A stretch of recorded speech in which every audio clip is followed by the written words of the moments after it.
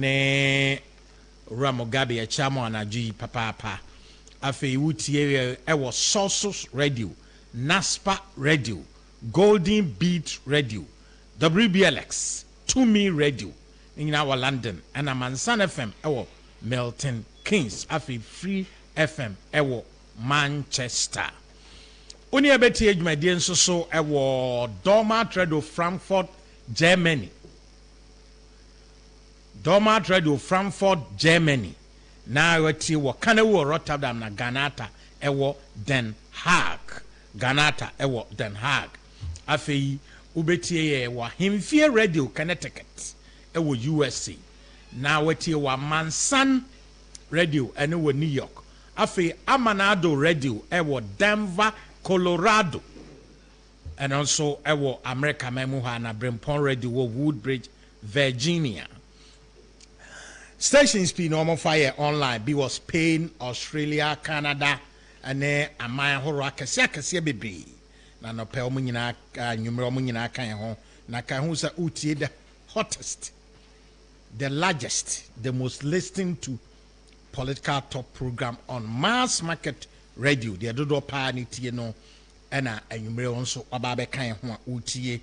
Bibia set frɛ wunua no nso mfrɛ nunua na kanchire no se program na opro na tabamu a na obia di mirika ekɔ no radio ho no ne braso nti obia transemu a motie free amanya huro nyina so at different time zones echiamo nyina America for mo ntutu mirika enkofie UK for mo de da obia e de hwɛ de ohwɛ mo a motie free the Gulf region, Far East, Japan, ene China, ene Miami ahuro nyina anaju ya chiamo na emamo akwaba enkomo ho pa na yebedie na yebekɔ Asante Mantam said the Ministry of Information ayen hyehyeye no they say no asoafo ahoro no abrɛ no ene bra no omo ba na omo behwie nsam gu hɔ ebeda eniema adi ebe kyerɛ mpuntudwuma ene niema kɛse a ɛkɔso ene ye try ye ne Asante Mantam soafo ebe trase na yatwe nkomo na yahwɛ niema horo a ɛkɔso ɛwɔ Asante Mantam na ene share some headlines be be bold no ma can say government has not performed badly. Say enye minister headline or the babani obesi chirimu aka say abaya ye say ni na badly they say oh why I say oh ye bi nso or nya dabi nya headline am obetimi ama de ama enura presentation ye di yani ehu ye no ebine entina no enkomo ka say wo ho ye ne Asante Mantam so afọ no na edi no efrase Same Auku ASCO Edema National Lotteries Authority.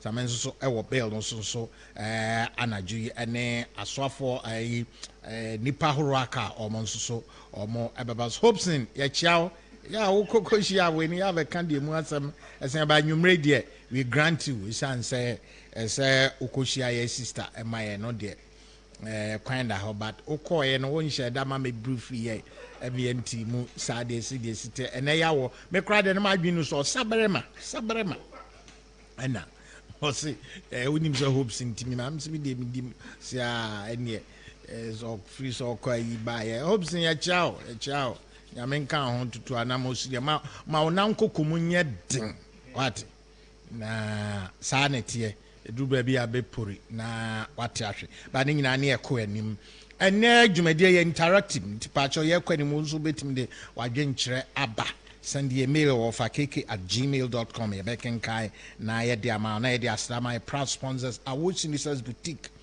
se branaso ye numu ba bia na beji niema beto niema papa FCC ho pentare antare perfumes, oil perfumes, any designer perfumes, afi leather shoes, leather sandals, belt, slippers.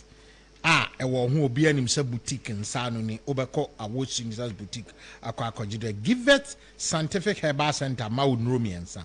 Give us power capsule emema drobo mo papa akpa.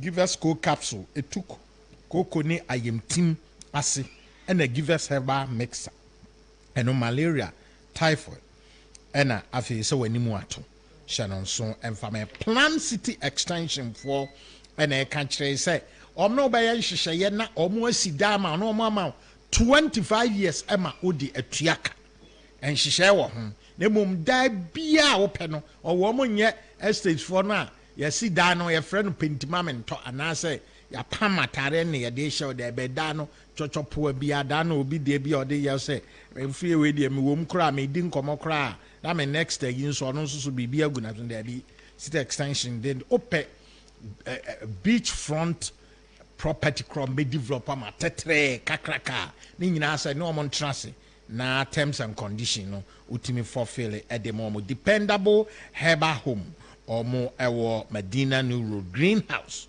ɔmo na ɛka kyerɛw sɛ adom malakio mixer no ɛyɛ cocoa dro ɛyɛ malaria dro shronko afei so bre na honam yɛ ɔyɛ abɛboa adom Kwe plus capsule ne mixer nso so ebetu cocoa ne ayemtim ase adom natural man mixer ne capsule nso so for male vitality ɛna stamina afei adom ladies capsule no nso ɛboa esiesie ɛma ho na menstrual pains ne ade ne eyi ɛde efiri hɔ JK stationery JK for ɛka kyerɛw sɛ wo pɛ baabi a betu niema wo betu books pencils any additional ho niema school for nkra yusu nyina A4 A5 A2 A3 papers wo de be printing ni niema horo nyina ko JK Industries omo na tie enso eton na Taraj brand of products ni nyina na Taraj de nkratia na omo ani age papa the leading oil marketing company in Ghana and free from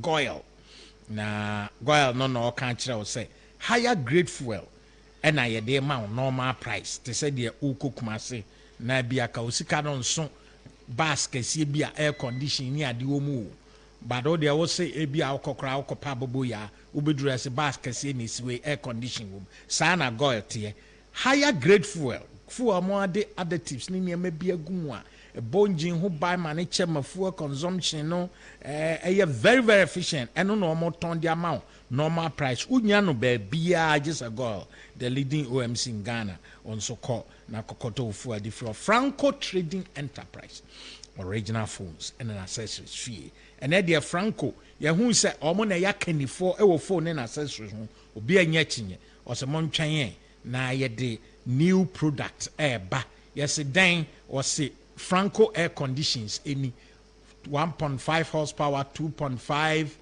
2 horsepower ne de keka no nyina edin and Franco air condition your Franco TV or flash screen TV digital one and if me say so won share Franco TV ni bia men ka say wa share the best TV in the derby unya share the best TV in the until say obehwe Franco TV no and I have your Franco tabletop fridges any other electronic niema bebra eba laptop tablets nipa bebri and our Franco so you betimi de on tenta kobom do announce akwa pe ebi ato why crowd my crowd be din the kwabna kwachi me God na sarbe bi akon and ehwe de dwumade abro na ye de enkomo no ifrase ewo asantemantam mu regional minister Obankran ene Oman nyina ababe kasai ama yatensem no bi na nso so na sese yetimi ginchechiremu mo na otimi kanema AC no bi ade amaye ni peye waye emrahye badwani ewo bosomtwen ewa santemantemu entoaso bebre ofri ho na obabaye regional minister ono ankasa oye banker and a background no any business consultant say there or manage region idini oruasimo no semensa honorable emakwaba yeah boss come now what to say akokra me ho you now so yes so ya ho ye good what do you mu apie ha ani o se ba ai na ya o mesi radio o me mesi papa na eja bende hono wota fifiri ho bebri ba wan hasem kusi wachi a na nema bi afoase enti ye free asantemantem ya na edin ya na edin yes ya na edin but from time to time once a while be ba be back be from near course okay na ya ota organize press conference na say engagement near the aden so ho na che say ndia yes one what na say na nka ni obi a mefa nko normally once a while ye bi na afi so be or then I go and do one-on-one and clarify the issues. Okay. So yeah, just say my abandon media crowd and I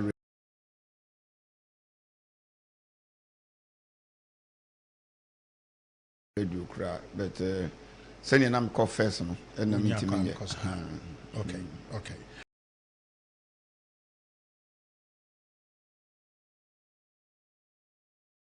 Yam fam fra say enra wo nsam pa wo de ba betu dwa no ne fapem pa ewom a wo be pese omanfo nyina enhu ene say yo medase mechiamo ne tifo ne ahwefo Ministry of Information ahihye dwumadie na dwumadie no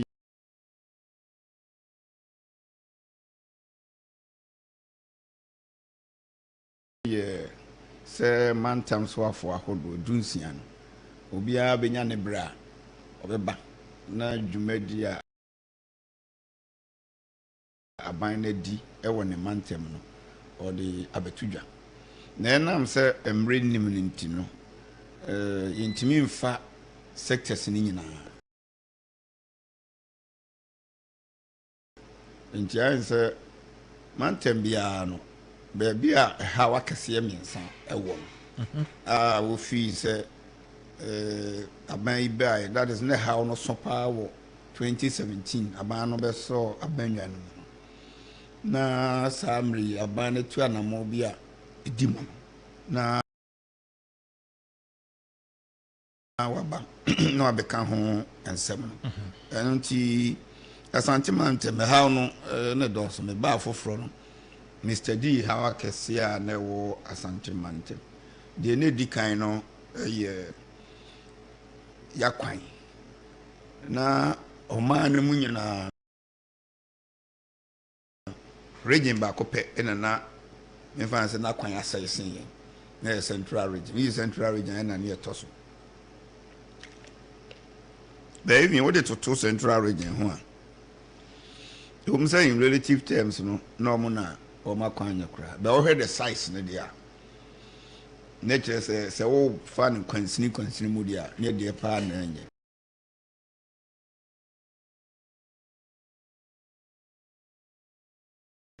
nature say in relative terms no na ma central region dia na anye kura nti nature say kwan no ya de hia asantremantam for pa we no efiri hɔ na aba apomdin de na ne ewe and Ghana samre na man antam yedu ye na ne ewe ye na ne in terms of health facilities. Yes, in relation to the population. Okay. Ye de na enye kura enti me ensene me fa health no so na maka health no so ehun asem uyi no so fi ho a na kaba security and education aba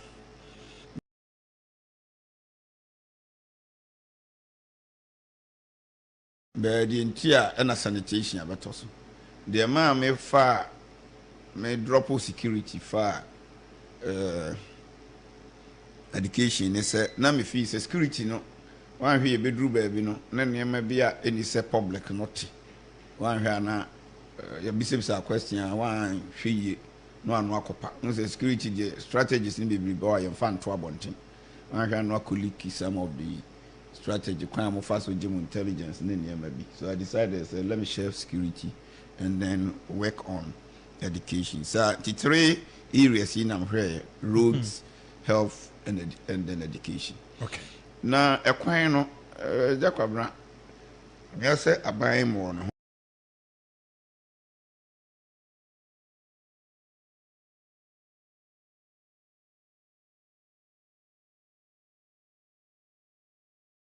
anuaban abɔ no homɔden wɔ Asante Mantam.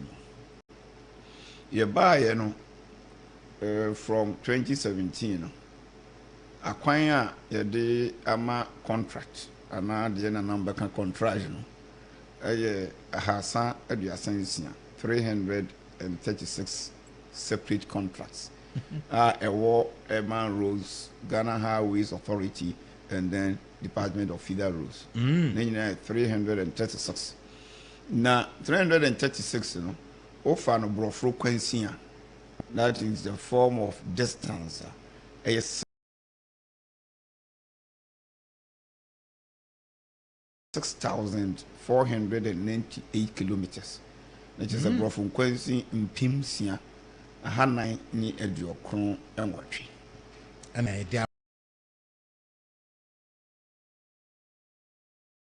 contract. And the contract. Akwan. Yes. Na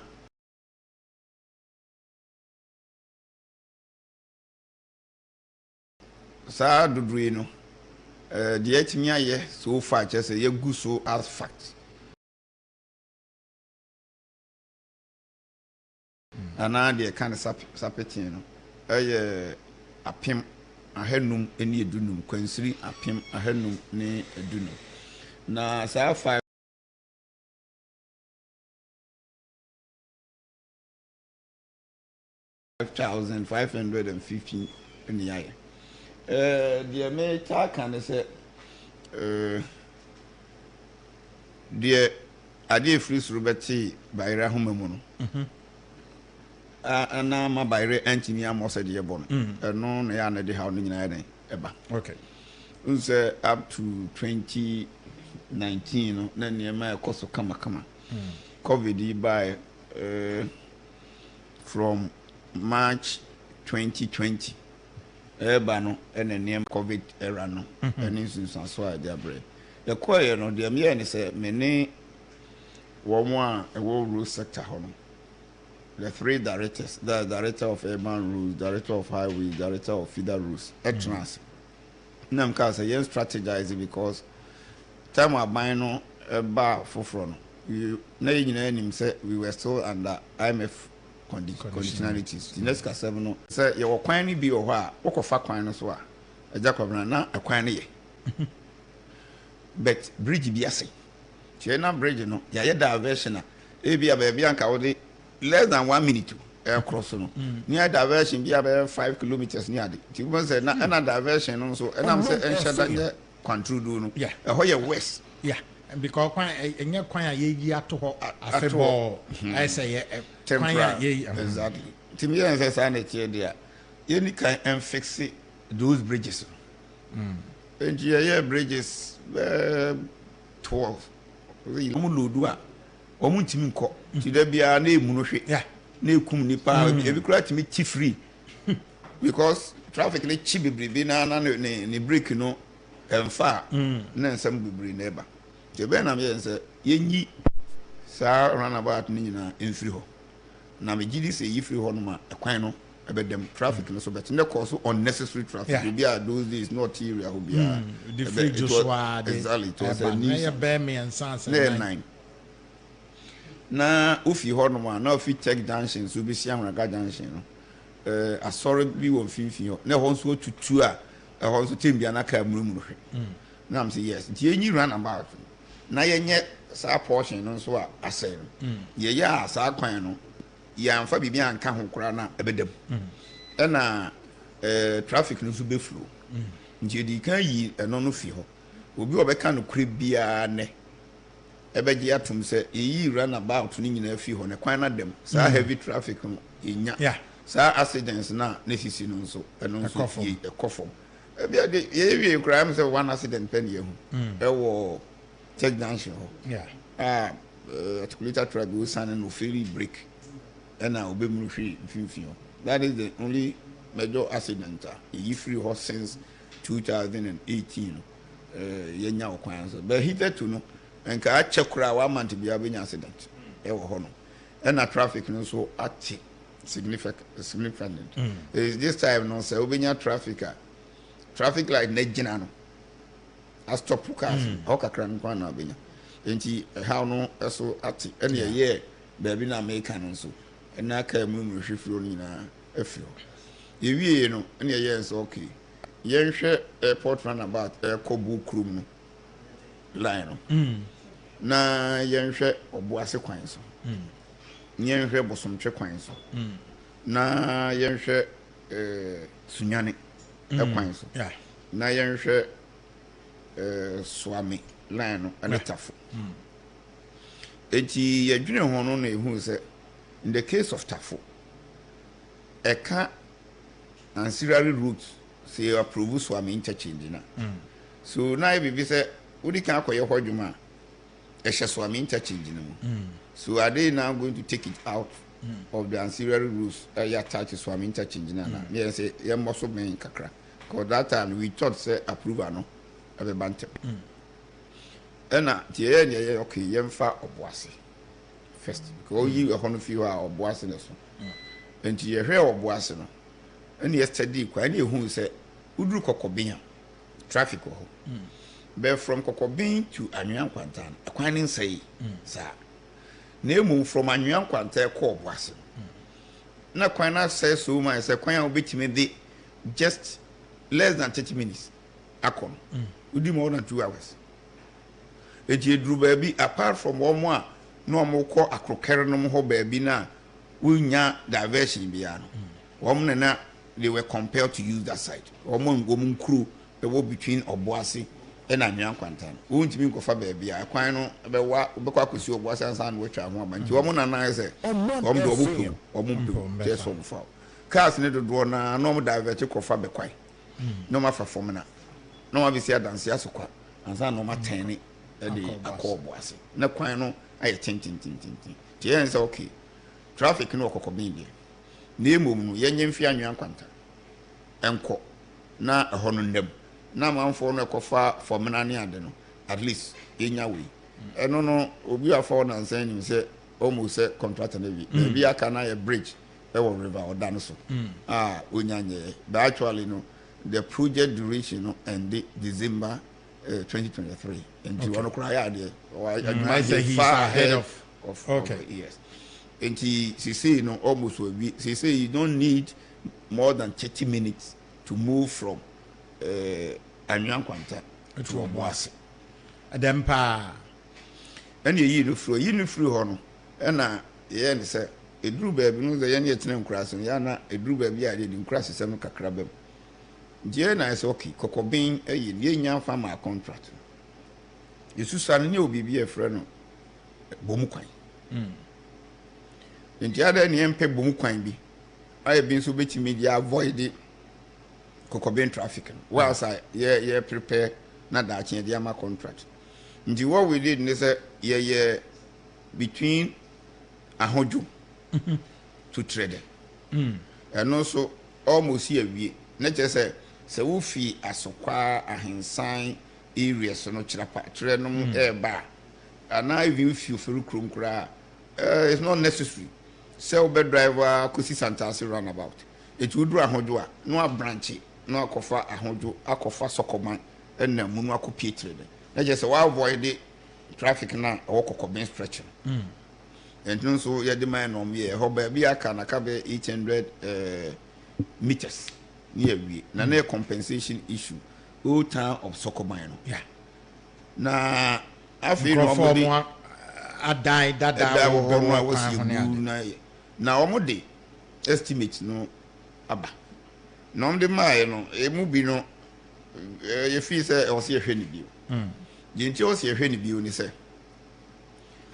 edan na ye bebu ni atua compensation is over 15 million ye bebu no compensate 50 million 800 meters na aka yeah ye bu wi a ye be dualize and you less than 6 million sure now you was Sokoban town rules and they say you pay compensation of 15 million now we pay 6 million we are talking about 21 million yeah and then I was to pay compensation yeah widened single lane but a son kakra normal single lane e wo krom ho na 15 million no Sokoban town rules na ɛwɔ hɔ no wɔayɛ drains ayɛ biribiara aka so bɛgu butimens office yɛmfa sɛ sika no nkɔyɛ ɛhɔ okay na kyerɛ sɛ sɔkɔba mpɔtamu inner roads exactly yɛnyɛ no mfiri hɔ since you can spend 21 million in our yeah and san ya san ko pesika foforo e dia kwa ye sokoba omi wa no inner roads yes this time obi anim sa hoden ni hede ni ho yeah nti ahoden ni ho no ade ne yenye ne sa kroba kom ga so mo ma omubu omu dan ye frɛ ho adum kwanma they did similar thing widening single lane udu kroma traffic bi ni ho Chudu Kruma, there's no traffic. Why don't we do the same thing here? No traffic, no flow. Now you town roads because a dry season of Pano, and food to a neighbor. So call Wood Village or Nanam Kwanoswa. No food running as some and he point I have a drone. Okay, 800 meters. And he said the captains of the road sector, Omuji Tumsi and Yanisada. And so Omoka said, yanko pesika metua compensation na yenye double road nso whatever they agree unza ye de me nye technical person be me de madwin me background e was kasem kakra na me hu say no I don't know why can't we do this way in futures ye hu say oman no ahoden no ho na ye betrim kakra bi ni aye double road na ye pese ye na ye dan say say who needs can be contractors be free site. You understand it? Now, if you can fix this route, now you're better than the current status. Now, when it's going to be a quiet town rules, on for engine, into a honor, you will. If you are on your call Lake Road, who's a Lake Road, no party be neck so for line interchange. President Kufo, no, sorry, as quite interchange. President Kufo started here. But about society, continuation from brewery, that is Coca-Cola, and his sign, and he never say a henna, so yet twice. You could see Dum Passy Junction. And no, let's just say you're finishing with that leg of that square interchange. Now you know, near and say, yes, I'm twice from Dum Passy Junction. Now you're twice on court and court league Busumchi. Because it's one of the major tourist attraction centers in our region. Meanwhile, quite also any. Inti yedi brewery and Coca-Cola to Dumpase Junction. Emma contractor. Na hono ya na manfo na mo a omso the kwan na contractor na che. Boss, that no crew me say. Sa kwan no was 6 different contract, that particular contract. 6 different components. A quine and Casa and double road, one. And a bridge on dual carriage. Yeah, dual carriage. And a bridge on Susan. Susan also. That is baby and unity or no one who's a honor. Also, a bridge cassia, na bu old bridge, no, a goom. And I 2 kilometers by 38 kilometer storm drain. Storm drain 2 kilometers. And then a touch 38 meters. First time I had President call all the vehicles in the convoy in our dying home. Yes, Papa. That's Papa. He said normally we are less than 20 meters because of the normal bridge. The Honaka. He said bridge almost so maybe you must feel it almost feel it. And I'm sure say me go back kra no ma feel it in enti no so munya feel ho no wie afi no be ye kakra na ka no asim because omu wie na yentumi mu old bridge no enti omu wie na na ebu old bridge no na che aye storm drain no na nya the full 2 kilometers no stretch no na omu ye wie a wo mo ana wo ase ho no a ensu to ana form 9 ni nyina beko okay people go back Asakot now because in we won't have it again. Got 2 kilometer storm drain. Yes, storm drain. 32 major pipe shimus kasia. And your pipe open storm drain kasia. Hey. Kasia. Alajo de no be. Yes, sir. And one so we are it will be the longest storm drain in West Africa, and that's what they are saying. We need the record because I take it from them. 2 kilometers there, a bill. And I walk down homework on come out. 38 meters. As some near account. See, you can't know what will be by his own kaka. Okay, I want stretch. That is how big it is. So maybe Tina one for one say microphone could 2%, you know, maybe now. Say, na kwa we dey so be a kwan na nam so no kwan no dey ka. We no free her. Ye wo 2 bridges e wo downstream. E wo storm drain no so. Ba kon e vehicular. Kan be fa so. Nti cars no bi ho no ma so mo wo conference Atonsu, is it S line or something? E ho no a e hia se obesi main road no. Okay. Over you see that bridge no across so no be far former jute factory side ho na so be so call right over so call left too no attain na de call and ye wo pedestrian bridge so e wo ho say ne be o me be cross ho no e bi ehia say obe nantia ba be dru main road no you can also cross from there e bi am so be ko market na ho na koto ade a enti two ni enti na just maka 4 no ena ye wo terminal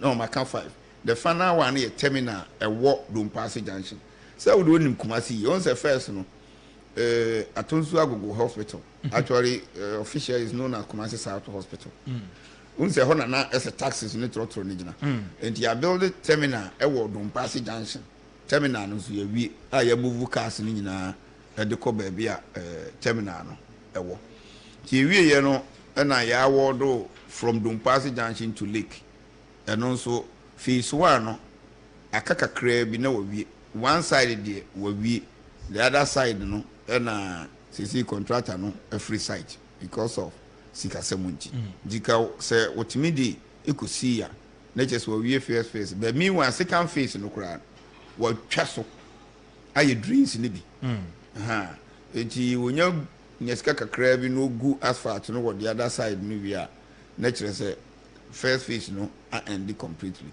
no atwaso with the second phase and also yeah double road up to Contractor, which is the district capital of Bosomtwe constituency and the better kakra then from there no and a bare single lane asphalt overlay to Lake Bosomtwe itself and the here no and esunyan de no na contract no ho dada but between 2009 and then 2016 Oman contractor na ka nti the project stalled no say any road minister ekohu contractors ne kan ye say on pesca kakra mo to di kan ma 30 million and on say no there enti me for mon site because a car de wo no anya nkola car ye say and NDC no me twa ma de okeka nyina wie na mabusa say o de wie enwi akwan nyina because say Oma inner roads no cra de wo mo na mo abaye we 100 kilometers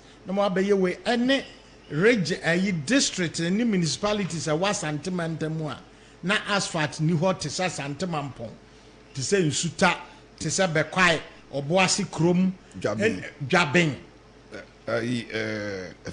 afijase eni nkro bebra adweso district capitals say ho nyina asphalt metwa ma owie nyina na mabuza asese ndi for ba Kumasi no mo kan kire Kumasi for say na MPP ba idea no mo ayamamo e dia mo nya hwe maamo na omo nsusu de na e omo timi de omo nsa points because road project kese bia na Kumasi no e wo Kumasi no NDC ba ye no omo ba be stop omo ntia contractor na ka the best land wi ne economy enti ye wie na ne ayi for China Jew omo yeso for line interchange no enti first o tia 30 million 50 million no.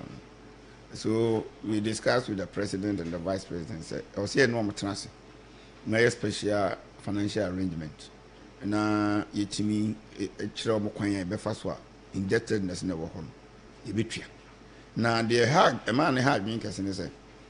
Say sa project there were 2 components.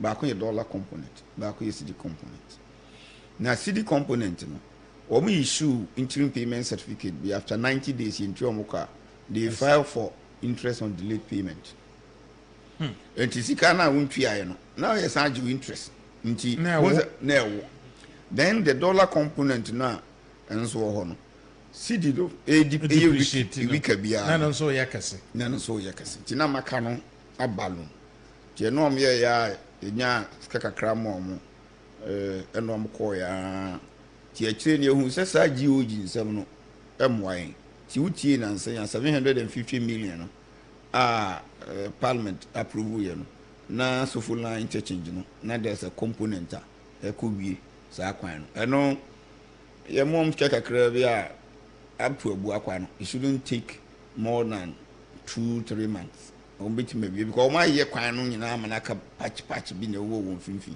to omo ye wi a ye pese ye no maka be ye wi ni nti na si ntimi finalize no papa on say double road no contaminate wo bu akwa ha traffic no be build bi because you see the stretch na kofa enkawe no eso Kasa fa pa adonso. Yeah, a piece of because western of cars ni na nam ho. And I have for cars no be bring nam ho, have for cars no be bring fa ho. No ma ko fa nyina hini. Oh, yes, akọ go so no. Yeah. Which me fa wa akọ memnum ni sankori. Iti ho na bi so efa. Ansa na o me ko western of.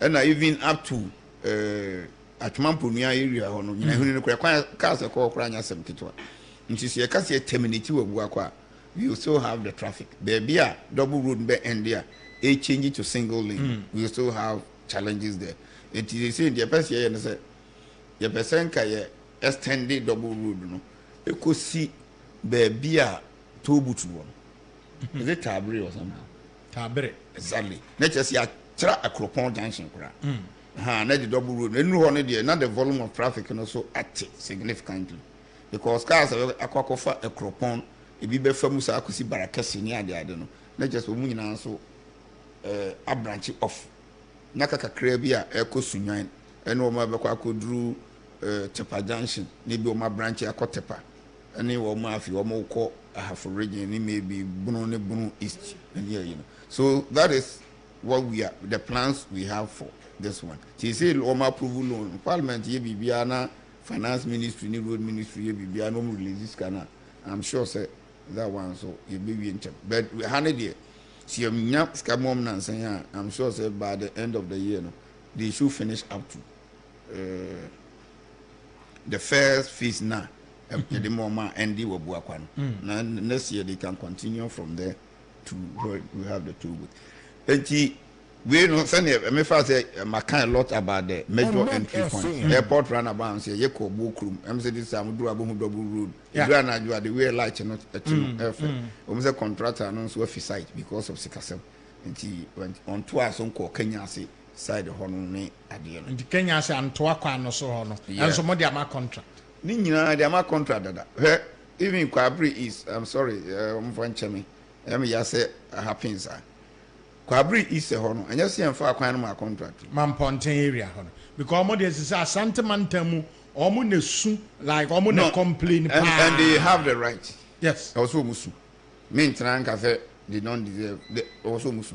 Because say contract the ma ho nyina contractors in every side. Even Mamponten tar rules the president himself ne kokate sword in 2018. Contractor drains grab to no to Todana mekramia a boss honorable can ni kroma sinfo so kan e kwan a Japanese grant near day e kire ono a wuramu acha eduru ba bi e be 4 contractors enso bi anya dwuma nti e kwan no bi wo ha na akobasa me ji say ayimpo wo no famu ho nyina sa John Krom say so nyina am de ka breeze se contractor na ye ku no a wa ye drinks no wo no ni ade be say no was ono so free site enti Kwabri East no nyese amfa am contractors but unfortunately for us no contractors now omo gi akwan no say ada so many capacity no say dan yo yeah performance no enye be ba ko de many urban rules for na can so mo terminate no matter what in case am ko ne do mo ka say wo bosia akra ye nkope ni ntua ne ka no so figure I want me because kwan ya catch so 2018 then up to now we drains that na baby sir road minister any break contractors ni bi so a ya na microphone ntia no he deserve me am krom kwa man say kwan what terminating no twice okay no hene ba ko no ati ase wo ene o deputy any minister mu any omunyina mo kokwa man me kai papa who terminate union do papa for example there can similar problem ewo apri the terminate first one no the man one contractor bk insia he was not also performing and he has terminating the dema kofijo started very well actually no problem they say yesre no na a told be a contractors ni be you do mathematics and them somebody like Joshua Kofi Job no young guy be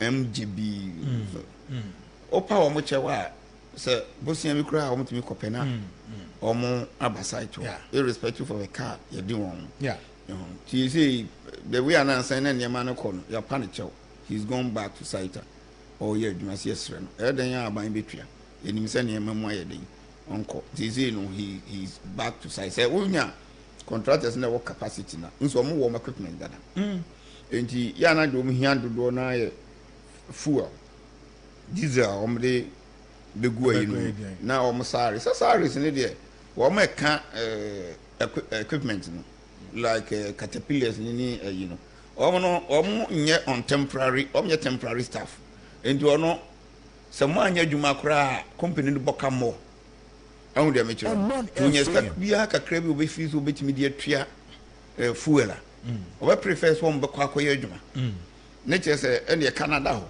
dan say on betena fie bosun bi obetua nka temporary staff when investing in equipment be obi wo no quarry watwe ne material aba obi to men or one batch plant exactly o bibia enti wo mo sa no pushi no wo ne kan wo sre no panichewa na wo obenya fuel a obekọ back no akoye adwuma na kakra because oko one insurance of the equipment running insurance company en kan chiro say on find adwumanti insurance ma suspend on the winning suspension bia obejo na ye wo core staff bia untimi yi wo mo be take care of the equipment wo mo be care and maintenance of the equipment wo mo untimi yi wo mo be provide security untimi yi wo mo on the metro enti in the end no se to bia contractors mi nya de menka so nyina na ya de ba bi ho no mo contractor na adwuma ne den so menu and the adwuma nyina ne say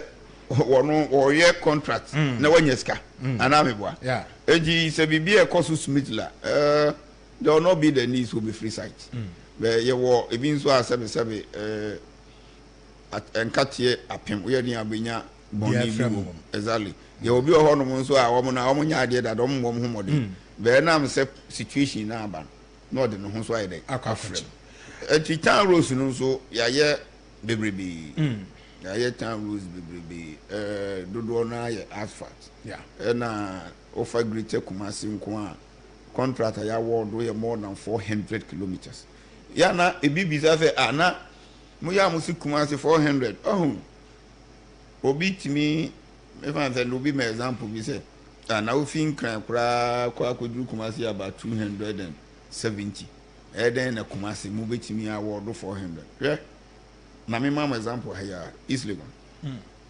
so he roads na dem na roadway be a kind 1-2 buildings na another road there park and can see animu if a power no sa kra be 10 o ka see animu a oni ba bi ekọ ansa na ekọ see no ye wo de ekro so see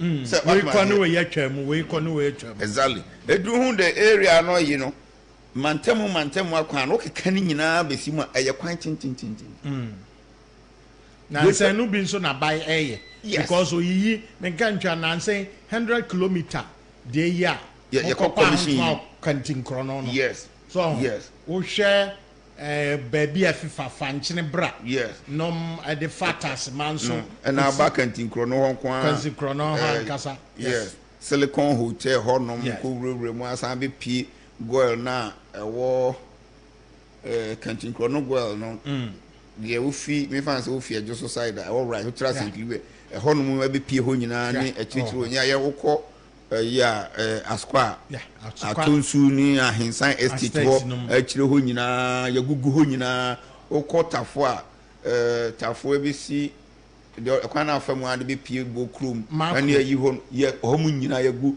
so swame wokọ itina swame for do me na I was I was surprised because swame all can constituencies in Ashanti now o menya rules pass swame kan swame me catch you ye can constituency o menya kwan pa swame kan se constituency be beach swame a ebi e be ejoso ebi e be ejoso and possibly be kwan so beba and dwaben so beba ye wo be swame pa de and is come complain sir but if is swame interchange kura said there was kana no ba akwan bebre afia ho a eno no eba yes eji say no me no up to now me ntia in the sense yen na yehu se kwan ne nye ena yen ne urban rules kan ya de kwan no ma contract ena nipa na mele eno wo kwa na butimen a short wo country no anya fe kuma nko a okay yeah the whole country yeah eno ka kire se wa short to butimen ti o wa no no asa ka ni kire yi wati se bi wo Togo nti obekwa akofa aba no abeto akwan no na ofi se contractor aboni woni tirima aban de nika na yentua nika ka obeha no ho se butima short wo Ghana me pebi wo nearby countries akofa bi wo Togo no kofa ba mpesam ye mo mpesam ye demonstration mako regional director Edman Rozo no aka kire mo se contractor na nya butimen's office ni bi aka kire se free efiada ekosi dwada contractor no beba site enti mo mienhwe ba data no beba menua ufiri ho a utimi kwa demonstration so toda eja nipa bi o mo bo mo tim se do mbe ya no mo be ye enti ufi no ho no makwa demonstration fine I am constitutional right once a bebo police for man na police for be ma kwan bejima ye wo demonstration why we ye no majority leader ba be explain miss ma be explain say between the Friday and Monday no contract and the site na obia member of parliament a ofi say na manfo ho hia no enti mama no ho ba se ni besi emre na so ntime ko hwese contractor na ba na oba no ne regional director Edman Rules fortunately do a contractor no so wo ho ama contractor no staff ba kon engineer no oversight e ka no ho a o mo inspect se ni on ba ye adwuma we to tunzi obo no we sankrofo no ebe si nem ka sem to o masia na mboa no mo different agenda enye kwan no because me tiase enipa na ka chose fifiada e kopim eduado obeba ampa within that time period waba na enipa no be hweso aba na dwuma na ekosen a eno ye koto tunzubo enye kwan no ntino mo ye jom ye bia obi na hye yes ada say omote say ayi ni akọ cabinet retreat that one crowd me kan government retreat because na MMDC is ni na ewo hobi na president agiatum say so I mean change no it cannot wait any longer on the vice president na no me say baby e na du mo fan ko parliament na parliament approve before say parliament be rise so no dey be and they wanted to take the shine out of that to say so mo na the pressure be by na be just up to them yeah so na some media houses be follow days after one form work mass here na mo nim process dada and enye nko that time no all the regional chairmen were there. The time I said na government retreat. Meaning as what and the other na we demonstration ma ya di ba. Na thank you nyi hu duma na kwa demonstration ade chi ade bit makopal me. Utie Bowling Point Oman 107.1 FM Ash FM Kumasi ani asante mantem so afo Rasmus Semensa ena twetwe nkomo yi so far waka akwan ho asa wona mumisa on say Kumasi akwan a wo kan nyina first na binum ye worry sa ekwai de on say road minister or the contractors akese ni nyina akogu Kumasi isan say na omu nyina de I say Kumasi akwan ni nyina na ye internally general and Ghana here I sika na dey the contractor kese Kofi Job Shop Jasmine obi a ho asabia na say omo boa mo so but na unhu se bi a parliament agi loan bi ama mo say yemfa nkoye asante mantem ko na ntai ni ho papa but em say na nsan de o hwa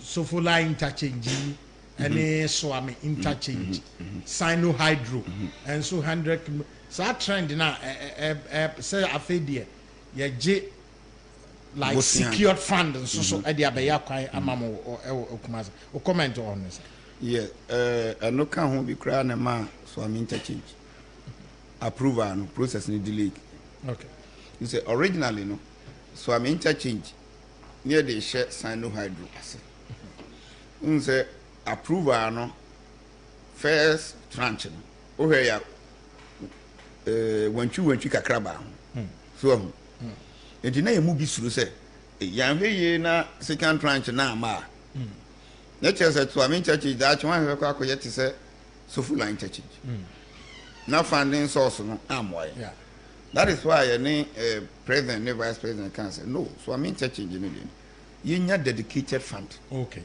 I'm person de kwa kwhye sino hydro dabi because sino hydro ye di bi aye interchange watermale ye di bi akwa PTC yeah PTC the weekend me kwhye chese change pa difference so I'm interchange 40 that is a pokwase hey now I'm telling you say it me wie say as planned na be fa simple kwase hey yinti ameka fe be fa simple kwase ne say we no wo yebenya sa statue ne wo form roundabout no ye nyi fio completely what we are going to do is say ye be in fountain ye be in fountain idura na doa wo fountain nso no furo na statue ni si the more you design in bibia yes a wo a form unfortunately no the man e bia wontimi fan kire a tea for bed yeah discuss na me ya ma wahwe okay within the minds so yeah they be ntu se to so am interchange no plan is say ye 40 I see so aso nine this pokwase dem enti se nyame boa na etimi ye wi a asante mantem ye nyina be hu say yes this is what we said and this is what we are delivering enti yenya abotre no a yenya dedicated source of funding no me pe no mum yeah esin se ke be ye ne beduru ba bi no na bia na monye sure of the but any say bia bibia nso nsi kwan say e bia still no under sino hydro say monya Kumasi ina road 100 km there but say under sino hydro na ne mo betim di bia ko interchange from one side so hydro because mo say after all tamale dey omo ayawie tamale interchange is omo timi ayawie yes and na omo ye PTC nso there yes on say kwabra interchange ni nyina nya pew ontimi fa se nyame boa ni timi wie so am interchange a ontimi fa so full line ana askwa interchange ana asafu interchange kototo even if you take asafu interchange which is your first interchange in Kumasi any so full line difference me boana and the interchange ni nyina ho in be difference I don't think say which made it interchange I wo so for like we baba to Oguasi interchange. Your friend in interchange. There's a hotel.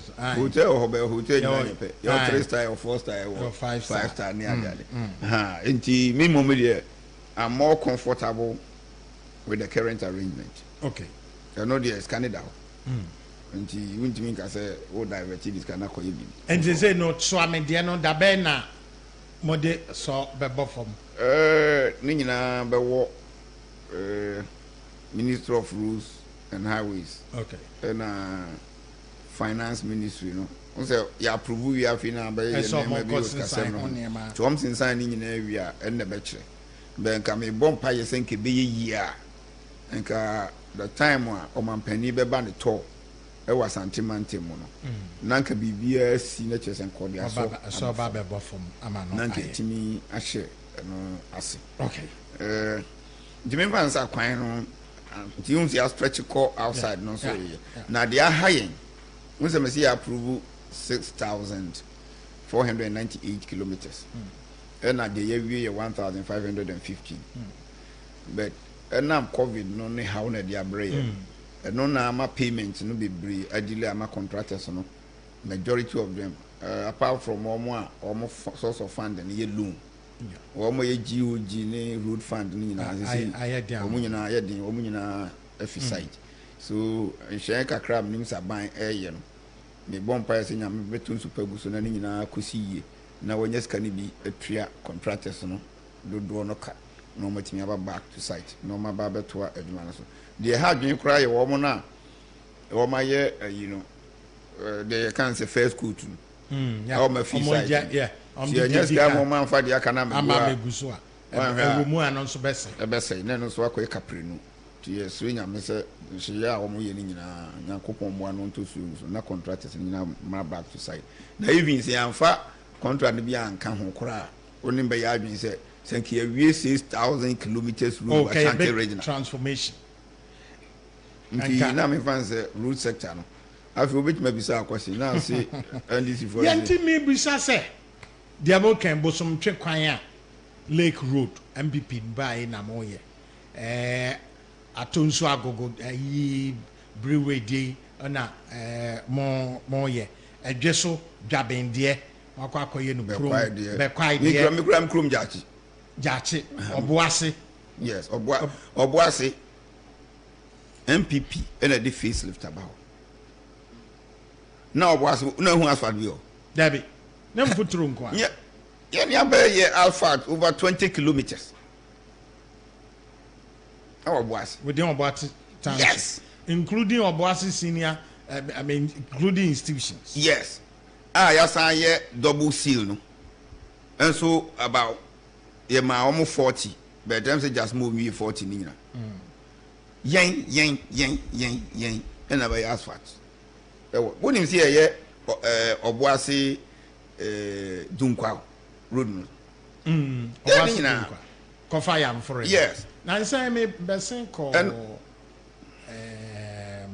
ayitakwa wasa yeah from ha the free Kumase e de kwakosi wasa yeah wasa akropon ni ade no man ni anime 2 hours from Kumase exactly and ye Oboase tutuka line no e de besia adanse askwa some sense ye enti ekwan no de nyame boa na ye nyeska twetwe mo ka no nyina ba site menim se nyame nyadom nka afi emra no ka Kumase for em se ana sentiment on hu se yes adwuma no ye yampa na on se ekwan no de amanfo recognizing the kese no e highways no say ti say 100 kilometers ya Omanfm be commission se wonte baby ekoye na ekoye commission na se won Dabi onte kantin krono onte ahensan state onte atonsu ene fanchine bra anyway no ma ha but se wo ye me fan se Oboase di nipa brebre na so nti wo kan ya go ekwan no de so de ahun de metro ko nipa fa so in a day no edoso those areas they just so much wa wonte wa che se bibi ba na bia akohwehwe bibi ho e no be hu kwan enti inner roads na ye ni nyina no apart from omati area ho no other people no ehu but me dem then say so no net wo enti mere bi ba na o si ebu akonta so no be hu se me ho de aye we so be hu se me ho de aye enti wo kan bo mu na nipa do no de hu si aye so atmasi ansa na ye tranquil no so a eno so wo ma obi kro mfi Ashanti region oduru ho no obi twem na ho to na me fa nse bu akwa de wie ne demu a so obi okosunwa no obi okọ bibia ni any ade no sahwinum area no so be hu si aye enti ya ne no esa manfo no ehunu more as compared to town rules enti for now no there me feel say aban no ayade ahokire de abai ene de aba na this question na beside there so bi ba no kan bisan say me say me per single project a o mu sha say complete wa Ashanti region o mu ni bi adaka fe na mu tantan kromo anwi minum sa adaka ende don friend keji che Dubai sano nyom na wie you I always give them credit a young project I'm na koji loan I think yes led by even Otumfo by young project sometime and I'm sure say na kombe be wie sa project no 2018 2019 some na wie yan come the chair shops no ana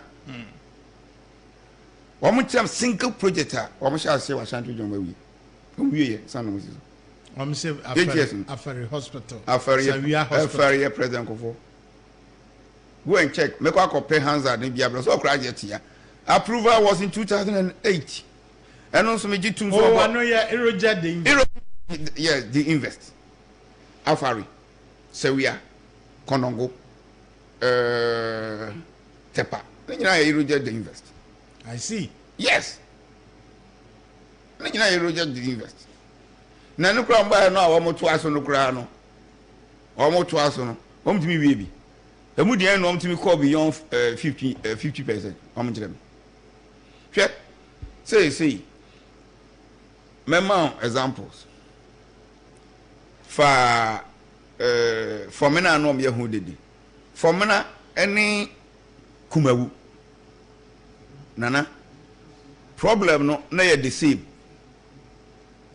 na problem no the same on the metro no enti sikasem a na wo ho no ye resolve ye no even kumawu kra na omo kase kumawu no kra na omo kase yenye no the last time I call her it was 75 ye be by edru 80%.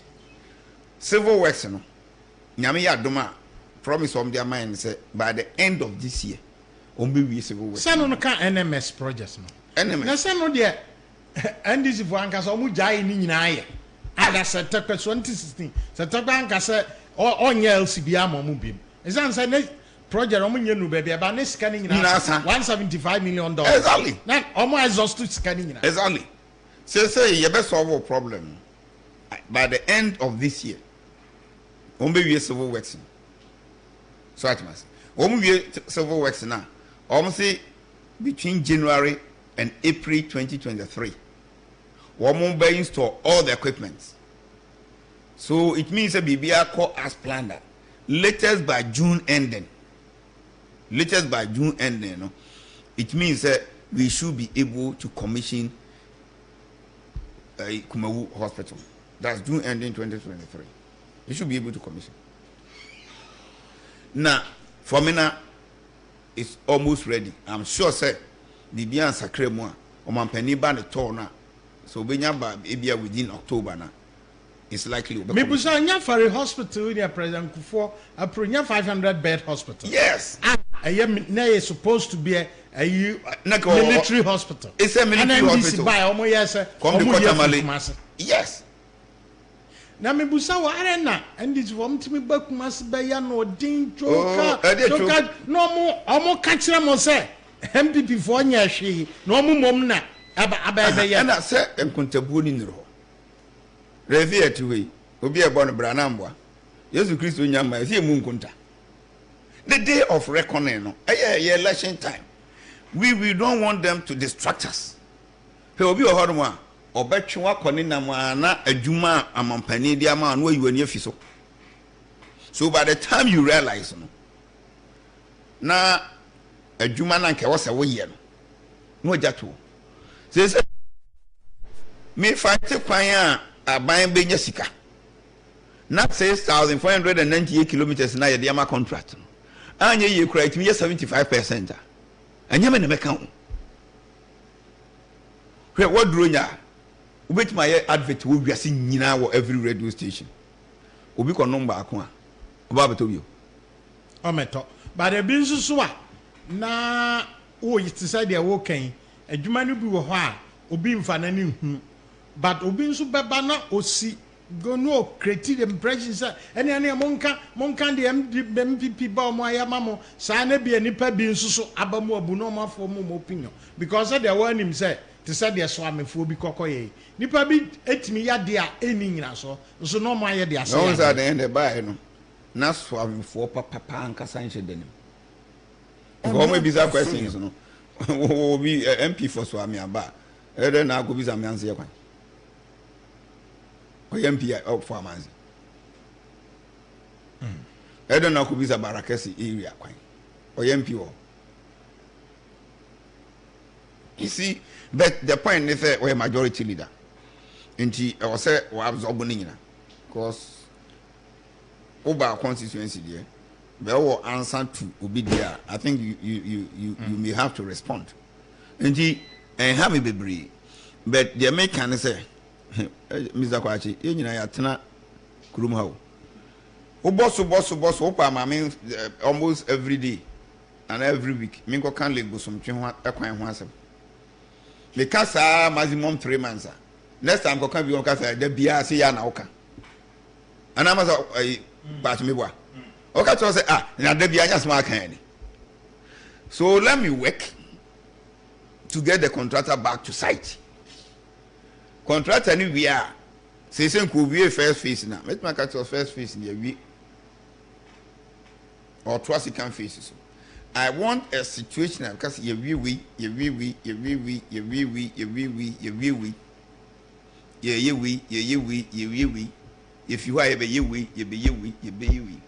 to me I like that form of communication. That can't give you any academia see now. I saw that Sujinafa. Rosamesa, Mr. Quino, what can be and our can upon day Honsa. The best all the be source of upon day and nay and woman's home, my now I am fan said, and I have first phase of your interview. Yes. Now you book appointment near your second phase. If I crab, I'm why you're free. I shall from Mukumasi. Yes, up a canoe, and as so baby.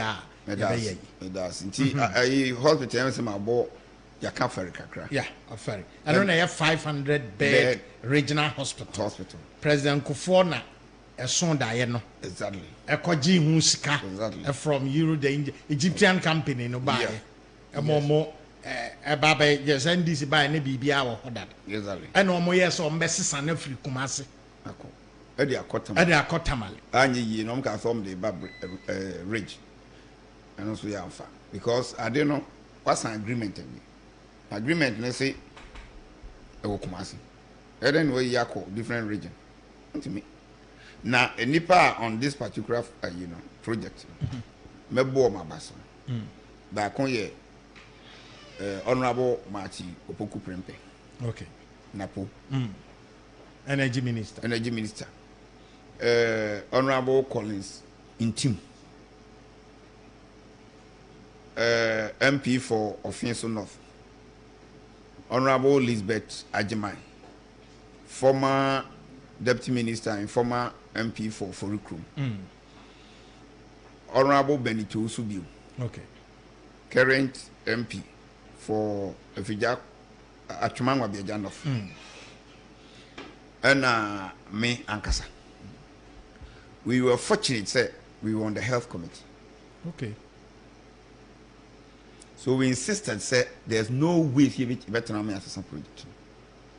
And I'm saying, call us one of the corner land, your problem. Now, say, land, your problem, come as under region land design. Yeah, because now it's supposed to be Ashanti regional project. And you bring your closer to the military barracks. So during the discussion, we approached Otunfo Kaze if he says as way between the corner. Then Honorable Benito Subiu on the not on yet member of the health committee. No, it's like a friend of the committee. Discussion part of Ashanti Regional Parliamentary Corps. And also, me hold here. That time near Chimu, near ni Achumanga be just south, near Achumanga be north. Now you one, no MP4 Achumanga be ja. Now you just Achumanga be ja. Nchina fari no chenasi. Tien also be nyasa asiwo. Near ya or me you tune for no mom day a whole afari land no mine. So then yes agreement no specify say a Ashanti region. Na and then yes ye woni pa bia e wo health committee na sabi normal omunya no foforoto a bianke free. But an NDC to me ba saba bebo MPP for so bo say mumum mo ba no mo abandon project to Mrs. Sanson for free nkran ha e di omo nam kumase na project a MPP dia ba na omo ba no omo ye di ombetimi ase ombe yidi afri Asante Mantem 500 bed hospital member. Yeah. Omo antimi no na financiers no insist say ye ne abai agreement ye discana ba ne yansesa venu no ye mpene tamale ye mpene rich afi omo die ni wuo mark ayi no financiers ne contractor to cost ye adwuma enne no omo mom say atwa mo ho ba beblemu mo. Oh, say enra dem then say media for mba ho nyina no bia hu no kure wo. You see enye da bia na ade ntro be succeed. Say airport is on the same people no. Say airport na commence the sourcing of funding into a MPP project. The same people say we there Omanfm kufo so compare ne there and also there Omanfm kufo project. So you should understand the people. Me interest now and it's a project. Yenwie. Say by the end of this year, na metimi afa plane every Kumasi, ako London, ako Heathrow, ako Gatwick. Yeah, man, better make us one day. We are building airports, operational airport, proper airport. Near airport by nomenclature. So, international airport say, oh, sorry, I will say, Kumasi International Airport. Just because all the like Chakosi runways. Then I think I could see a dinosaur hotel. Uwe ya not a dime, Uwe asked me a 5-star. Anna, what rated dino? Yes, who will near maybe a core airport, Mumia Case, we international airport, and also an international airport. The Ben a moment certification is a Kumasi Airport International Airport. Normally see light in the Vienna. The Ben pre-net to a free foreign country. Abelande war Kumasi. Apart from say maybe when the need arises, now have to go for special permit, special license, just for one-time flight. But what be that? And you want to change signboard now, signboard, look change signboard from Kumasi Airport to Kumasi International Airport. Now airport number international. The almost here night is will be a catch and say a bo and nana junundua ubewu. No ati them no son watching the question. Once they watching the coponundua, no the question. We are near no to the bobu. But he one pro one pill, a merable one be who level, or smoothless level. We will let him do. And he health facility no kononguni yawie October nyamboana Omanfm by the commission.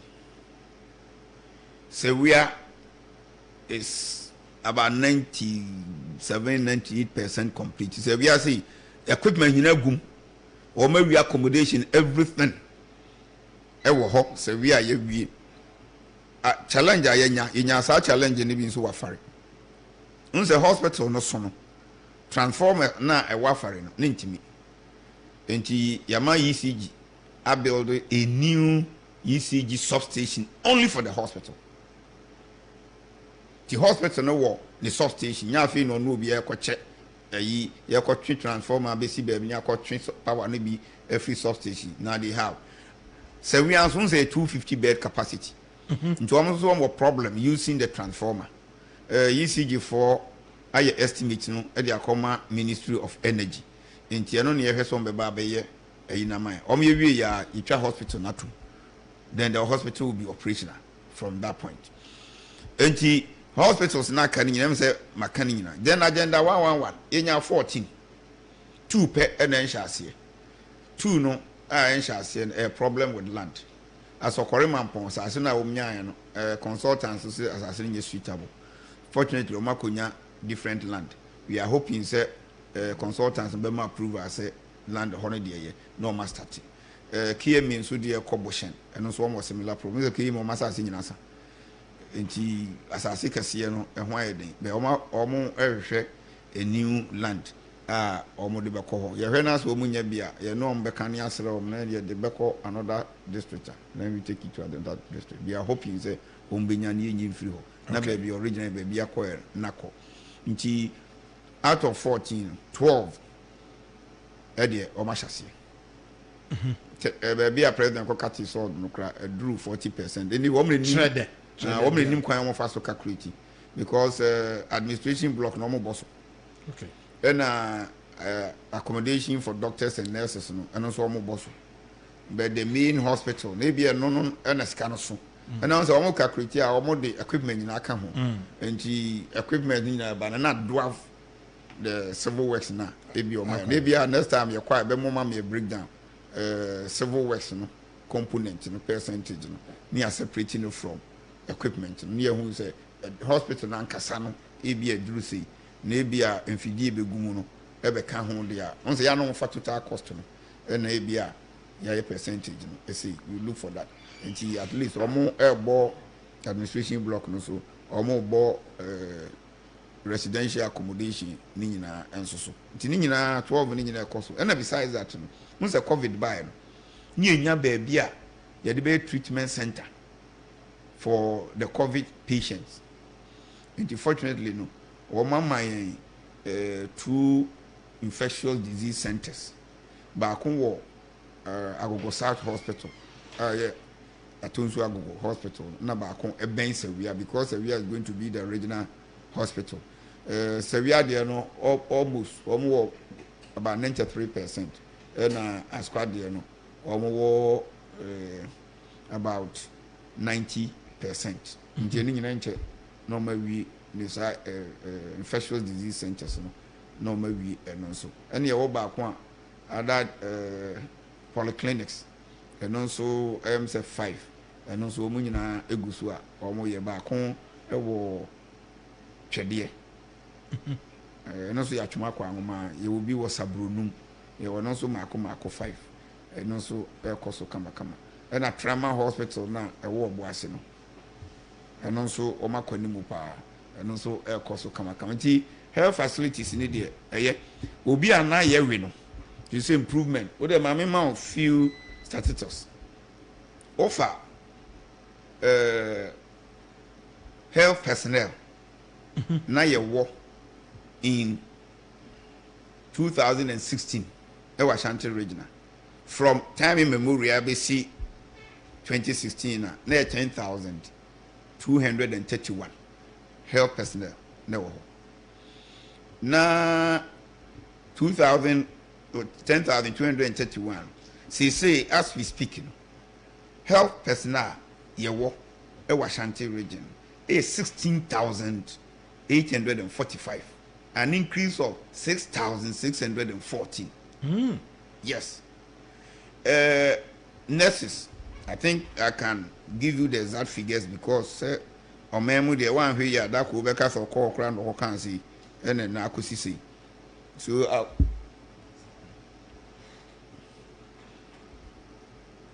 Omanfm Asante Mantamu swafo ye minister Simons Asamensa and no me mount the exact figures the China bino obi anko kan kire me say okoho kokan sei nze Ghana de pesade no eno kwa no kokan sei enti mame ma doctors 2016 now doctors nyina 113 in Ashanti region. So you say 218 is almost double. And nurses, all categories. Now you have 5,936. So you say from 5,936, you drew 9,645. Offer midwives, all categories, near 1,131. CC, you were 3,114.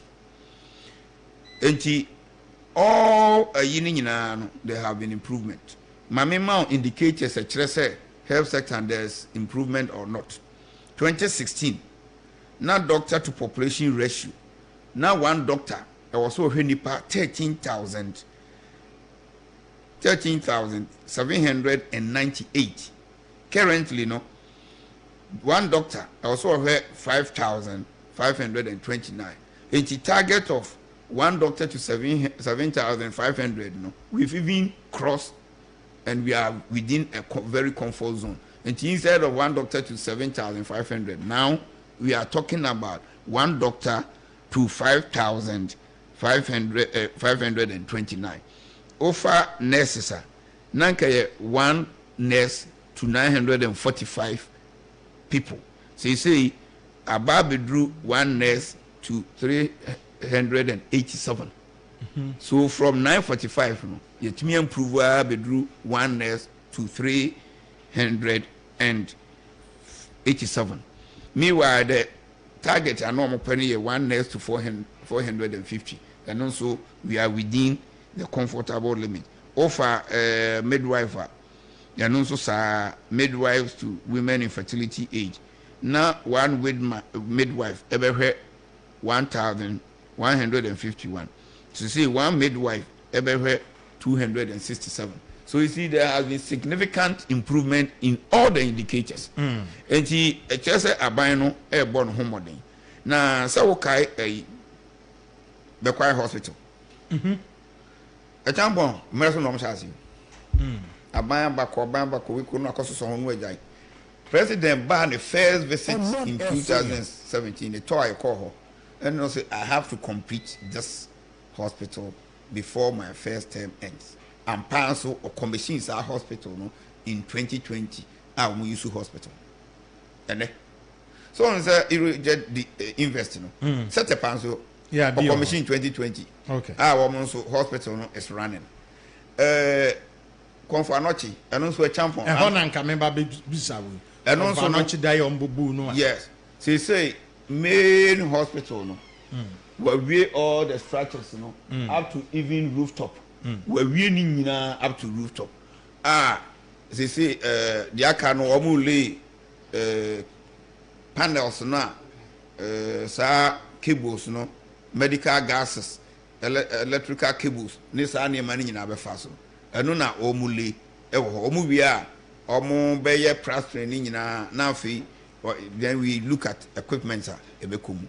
And also my and almost separate outpatients, building from the main, maybe a walls necessary you know, one. And the outpatient, and almost the there.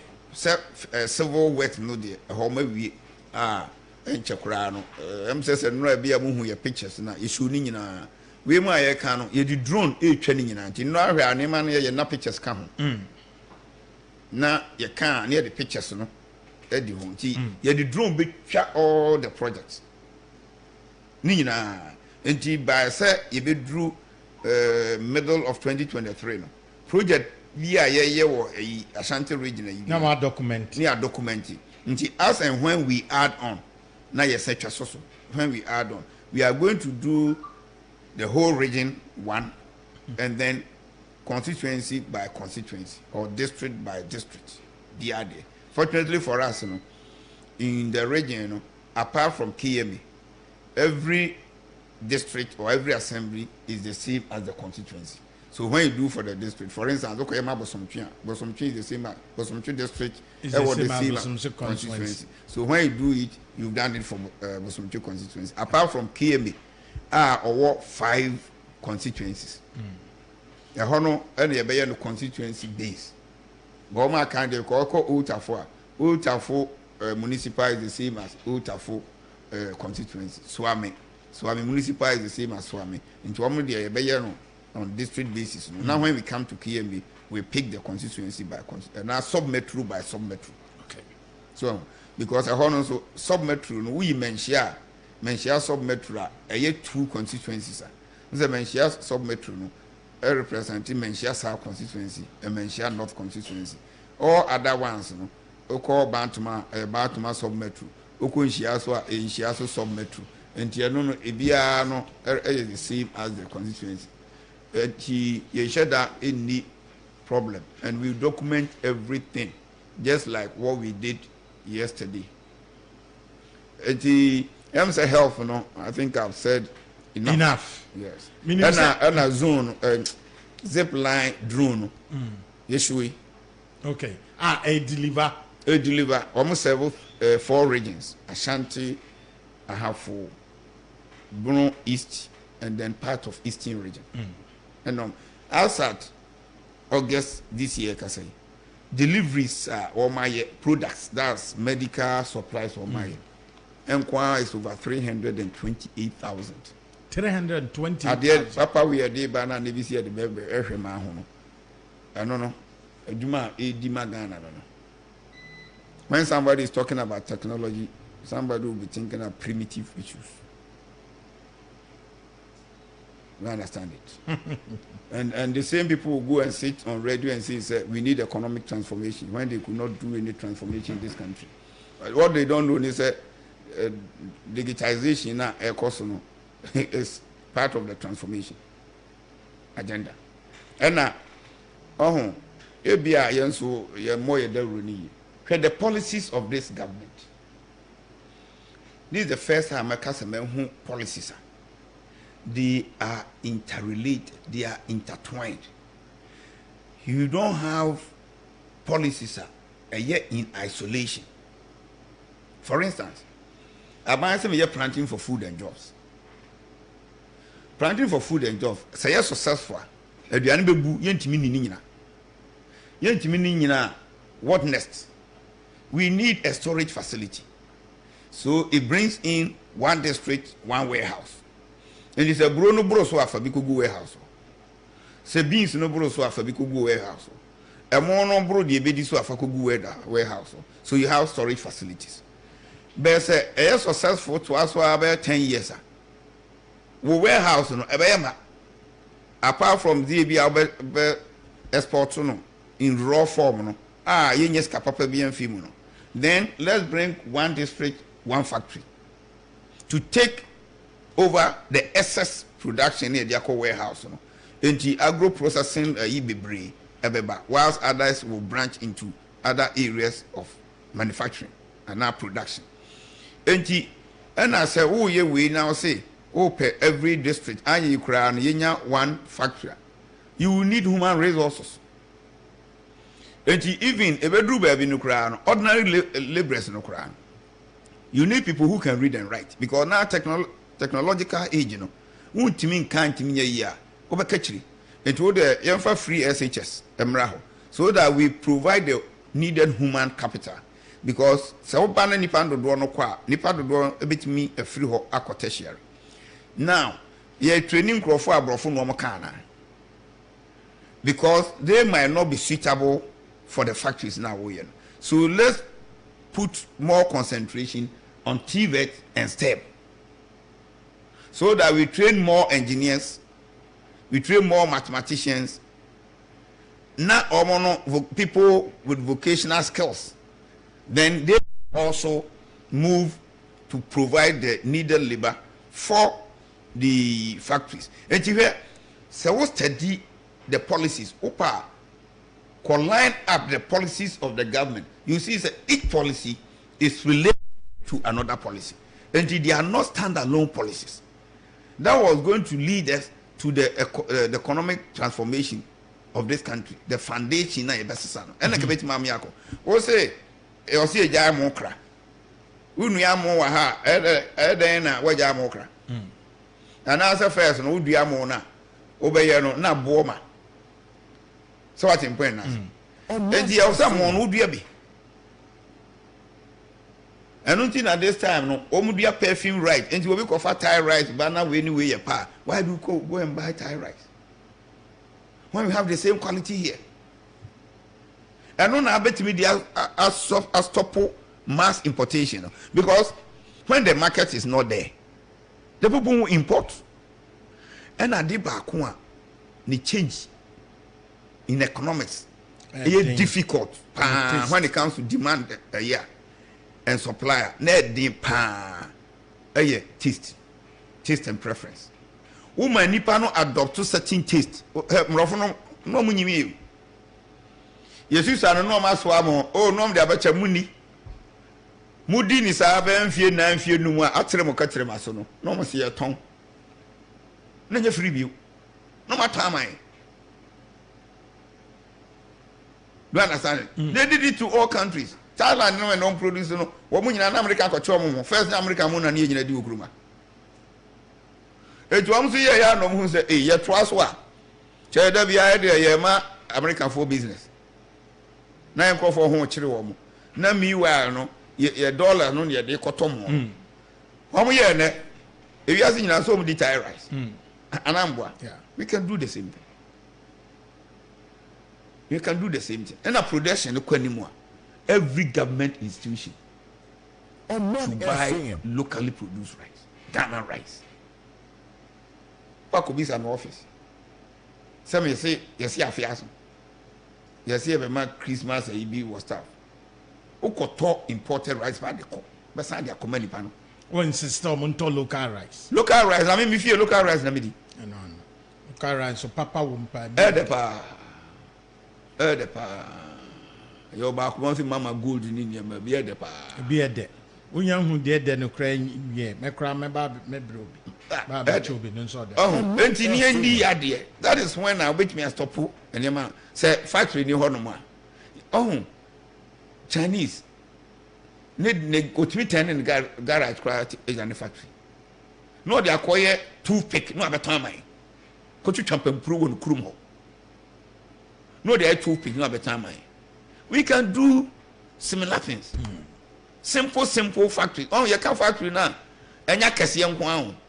Bank and get your money to me produce. Produce. I beg importation, you know.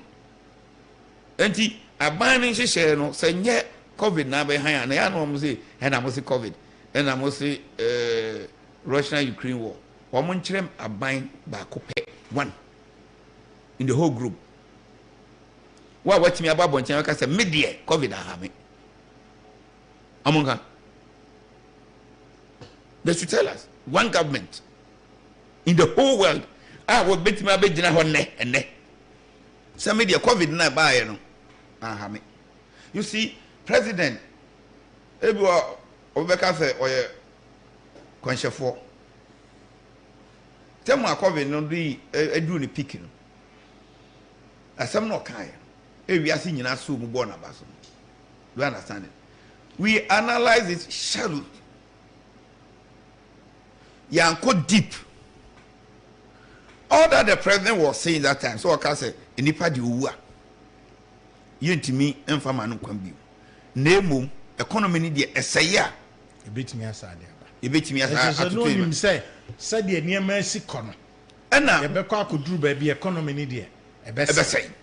Nyamumo boni pa ho ba. Ba ni wia. Ye be pa ya betimi asade ya. E de economy na ba. What? Yeah. The expenditure be a one anticipate. And expenditure never na expenditure ketwa. Expenditure abode. Meanwhile revenue e kofom. What in point now?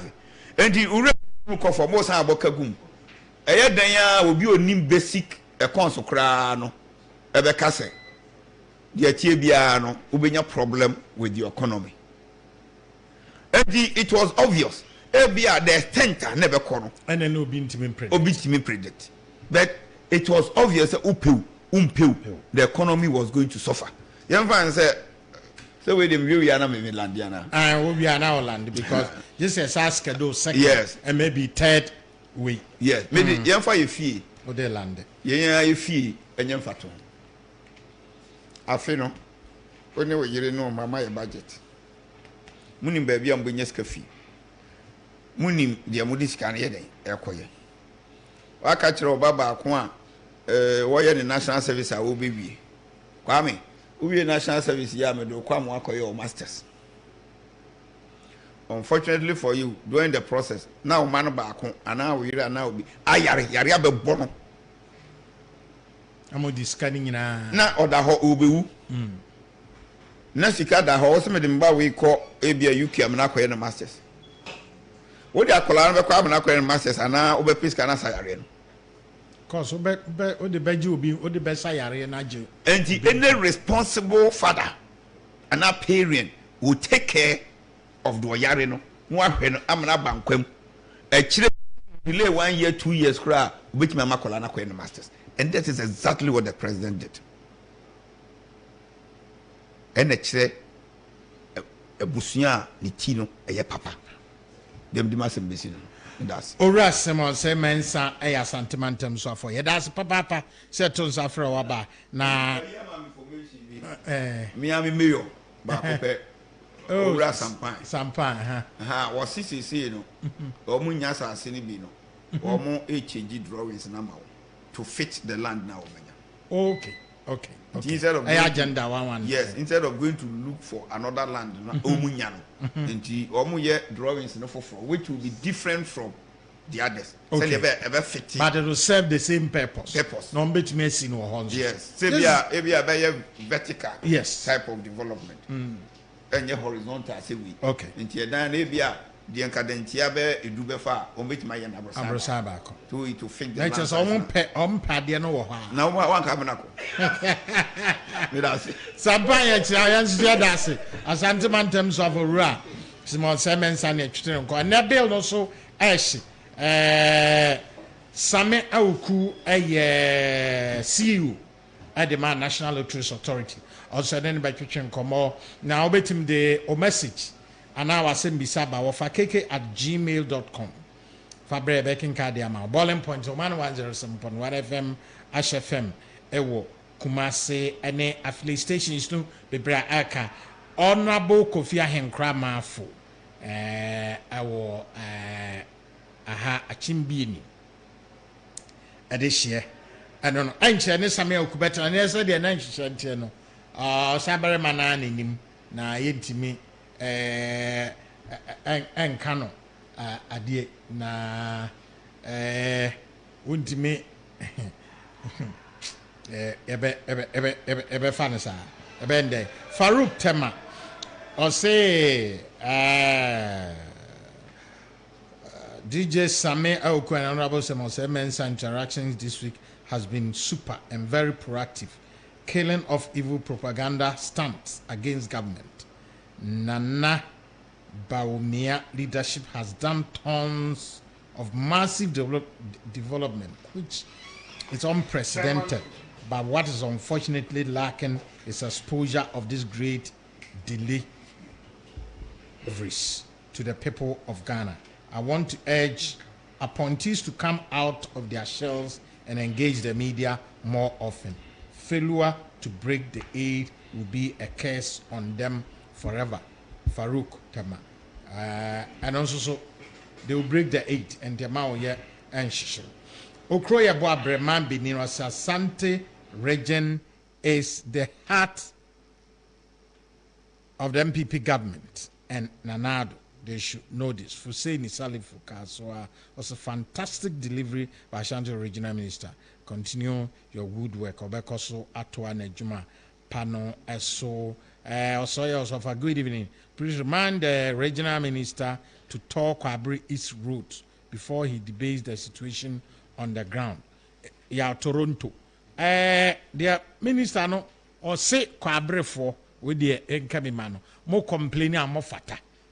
A toda sana eba wo de wo so wanya wi bibia wi de contractor ko baabi na contractor no nso so a toda enema hadwene ofiti ya na oko na me no the time bia wo the napco trainee de beba for all the respect you mo so 90% of mo nkwadwuma because Obian Joseph is also MPP government has done a lot of developmental projects for Ashanti region. All that Honorable Semensa, the Minister of Ashanti region, has said are true. No government has developed Ashanti region than this government. Regards to Honorable S.O. Frimpong, MC for Ejiso Municipality, Yo Yate. Yamke any monso betimi edo de aba ofa kk@gmail.com. Ebekin kai na yede ama boiling point to tea from Oman 107.1 FM. Jamama for ewa ha Honorable Honorable Kofi Ahenkrama for ha. Samia Kunso ewa ha. Yetwaso. Jack, you know my boss owns a fleet of commercial cars and he drives only brand new vehicles. Latest. Before he hired me, this is what he said. Krachi, my vehicles are my investment. It is a winning, now winning, and you buy any fuel apart from Goil. Waboka, sign this undertaking. But he was right? Yes, and he's right. Goil stocks only higher grade fuels, further enriched with XP3, multifunctional enhancer, more efficient, eco-friendly, and at no extra cost. Available at every Goil station at Jibedia. Goil Super XP Ron 95 and Diesel XP, higher grade fuels, excellent for modern engines and all vehicles. Goil, good energy. Yeah, yes, yeah. From a wide array of high-quality stationery products to choose from, contact JK Industries and Investments Limited for all your top stationery needs. We have in-store Nataraj products, customized exercise books, and more. Call or WhatsApp us on 0246 396 277 or send an email on info@jkglobal.com. JK Industries and Investments Limited. Everything to anything paper. Akuya na ase ho te sen mama o ti apon kakra ne moment me say duane enti na me de front active and chance ne pepe mu nware pepe bia wo di a wo mra ho aba no wo ye front active cereals are rich in vitamins, proteins and minerals, fiber no omega 3 so wom e boa digestion every 3 years equals 100 years obi atumi di bi na e men kama wutumi di ni breakfast lunch and asapampo front active ebe boa pa the drink nso ni ye won diabetes ya de yatua no ana one person etumi num bie na e won complete Omanfm kan so tumi num bie na the test no jai obra normal men very nutritious and na front active junior yin so e front active junior ne formula no enkoda wadi 1 ekosi 14 years ya won mu tumi ni di year from no wodi ensuo ana milk and mixia na wotima ni di na ni denti obenyiri fe ni nyina wo supermarkets and pharmacies dodo a Adepa Pharmacy Limited branch BM our Ghana from 0302 664 832 and 0245 915 254. Omanfm. Emma Kwaba de Baboling Points Oman 107.1 FM baby a wonem bia o kope baby abufu agu kemwa ya Kai Goil, the leading oil marketing company in Ghana. Higher grade fuel na okwa kotono normal price.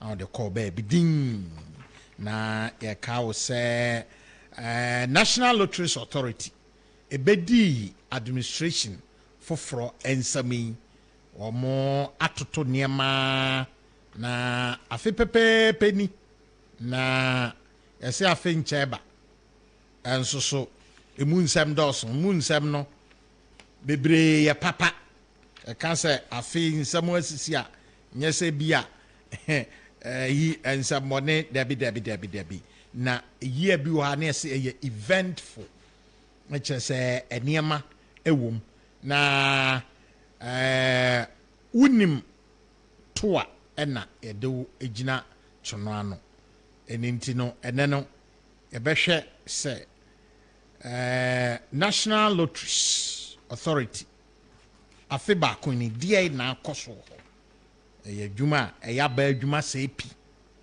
na itimi kura o man ne betumi aboaye na nso so wanhwe antoto ho ensem yi a ebetumi ahadwen na Nana Danko Akufo-Addo onya kokoduru eyi owura Samia Oku a na wasom MPP party no the capacity of National Youth Organizer any national organizer ankasa sɛ ɔnkɔsɔ adwumakuo no mu na ɔnhwɛ ntoto ho nneɛma ɛnɛ yɛpɛ sɛ yɛbu nkɔmpɔ ne yɛkɔhwɛ akyi sɛ yɛbusa asame a oku sɛ national lotteries ɛhe na wode akɔkɔduru a wobɛnya asɛmda bi aka kyerɛ yɛn anaasɛ ɔbɛfa no bag na wadwane bɛhwɛ deɛ wɔ kapo akɔaba ɔfa mɛgyo so na te sɛn bɔkɔ na ɛdi kan no memfa nkyerɛ kɛseɛ ma wo ne watiefoɔ na memmɔ ɛyɛ the production team any host ankasa na the biggest one I can about mass market radio about political talk show yɛnyi bi mfim ne yɛde bi aka ho deɛ ɛyɛ boiling point na wona edu premises na tin say temperature ne kra kyerɛ sɛ okusi ane bon wɔ kwan ho no na kyerɛ sɛ nneɛma mienu onya kukudura na wɔ mrika ba wɔ za mienu no deɛ abɛtumi survive wɔ boiling point oduru ha nso ano akai dabi o me pese me kɔ hɔ dabi pese me kɔ na ofa yidu amanfro so a ne akai anom na sakwachi homo bubu before wa muza na nka say it's a World Trade Center where it once stood to do obiana no abu mu ase in honor of all those who survived there over gege o mani pa kai ne ya pa kai ne tam kese baby I'm not quite obi awa channel na obi bi oni baby aye kan opposite goal na e wa Gbogbo junction from there friend Candy Sport on your fadin ansani abedu boiling point for na fe no ye emu permutation analysis no a ebi mo so de om de be ka ho say ho no e mini parliament ti we do now combine thought na fe West Media have the about boiling point over ne di kind no me chia wa tie for so na me san so abo Omanfm mo penfo na so abaso na mada openi kofa ba enu abema komprekon ene ebusuadomo a wo mo share Omanfm ne boiling point chi na me wieso so a me de ncha kese so dia ma Ghana mampeni His Excellency Nana-Addo Dankwa Akufo-Addo one na be de che His Excellency Alhaji Dr. Mahmoud Bawumia aban odone akukudura omo mom de ekotena ye the National Lottery Authority over the last 1 year yanko boa with a clear mandate say yanko sanitize the industry yanko tenetene niema yemboa to raise revenue yanko hwe no musika asem ni ntumpon na afi so no reposition it well for development na means me can say I more the board of directors His Eminence the Honorable Francis Set Nyonyo dodo na friend no Togbe Nyonyo on the board chairman on busiafo a eguso the Solicitor General so ankasa wo board ne so your mama Helen Akpeneziwu and Mama Adelaide Anokumia ono Chief Director for the Ministry of Interior face also no your mama Joanna Ada no management consultant, PR consultant, first vice chairperson of the MPP of Greater Accra. And sana director state protocol. Nidia Ewada Kemwa Edeye Honorable Philip Eni. Banko for no our friend Adon. Adon so your board member Ewoho. Na the last but not the least, Yeni Abema, a young man with extraordinary ideas. The Honorable Dr. John Kuma. Okay. And also representing the Ministry of Finance and the Minister for Finance. Na shada bobon penfo idia sengelo ma otisan se womo eda internet ne ya no eba as a board. More supervisory role. So no am in direction as to the way the NLA its management and the authority should go.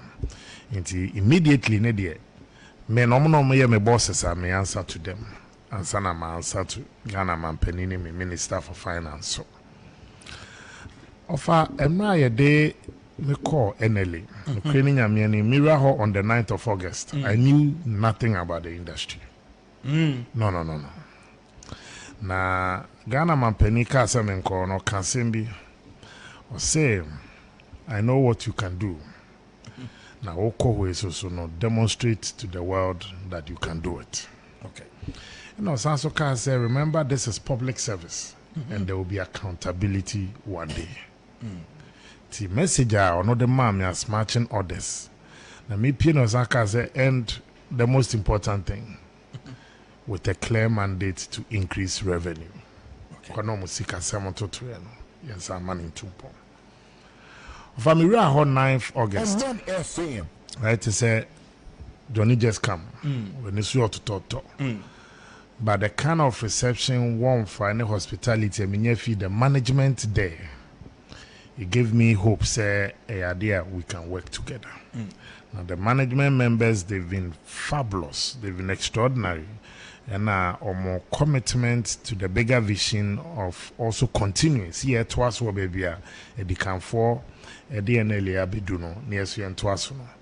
Me bon management abaso, and yes, me rapport na omaye abuafo kesiepa ewo makwemu as Director General.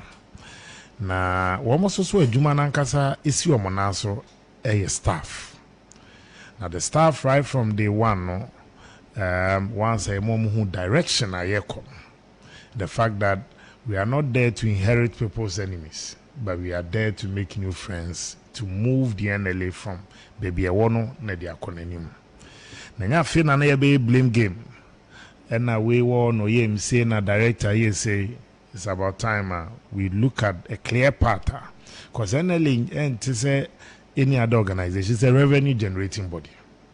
And Sikam pay the Sikam Pekasa. It is a when yamfa or don't and so will be very difficult to move.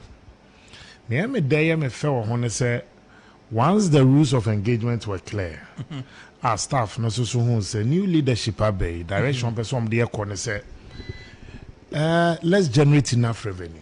Yet me rezi esika semwa ibet me ahwe ye ho as staff yet me this be boa ban in the consolidated fund ne asanso atoa so nya bi so dia ye enyuma ebema yidin akwachire na mo timi atrem yet me atrem it will for me call some of the challenges are right from the onset right from the onset yeah obekwa akoduru no because before obekwa no ne dede wo pa na nina nesusu no ejina dem se na mentime ho ase ana ewo ho na I said my phone so ne bu also na ye mistrust okay obu ho no mo a onya hu se wo so address fine na se ahonko na udigame nti ye ka niema no gu wie mu a so no wan take time so manage a na face they had issues of unfair working conditions. Ebi mo gidi se wo mu an ye hwe ani mu an ye poase mu an ye promote enye me na meka because se nana staff ni bi so gidi then na union no so ne eye management no na as a jado montem and it's like that with most unions across the world. There be gidi se management eye omo problem it offer me mo mu say hona mabana de me neutral because me neutral na me boa me heavily biased and no even both at management and staff, but it was important say na me set this ground rule say na be anyu bi adwen say we are bed you neutral na mum no me catch am say from 5 p.m. me take decisions are political okay be take decisions are commercial no improve upon business na here. After 5 p.m. a Mario who men feel shy, NDC near carry the biggest elephant, the biggest umbrella for party headquarters. And I MPP near Suswa come to me near party. But 8 to 5 there, yes, I baron yebe keskasemo because Sikano enim color. Into my staff no sanwa or casemwa and yes, all can this year. Inti yen na yenye adwuma ni tumpon a Sabe eba ya ketua sem eba working conditions ye na no you betimi upgrade in EMS here. And staff need na supem, management na supem. And then we said yes CBA ni fan to yechi. Let's see ourselves as one family. We may not be friends and we don't have to be friends to work together. But once I say achieve a collective decision and a target, ye na betimi aye juma bom to get there.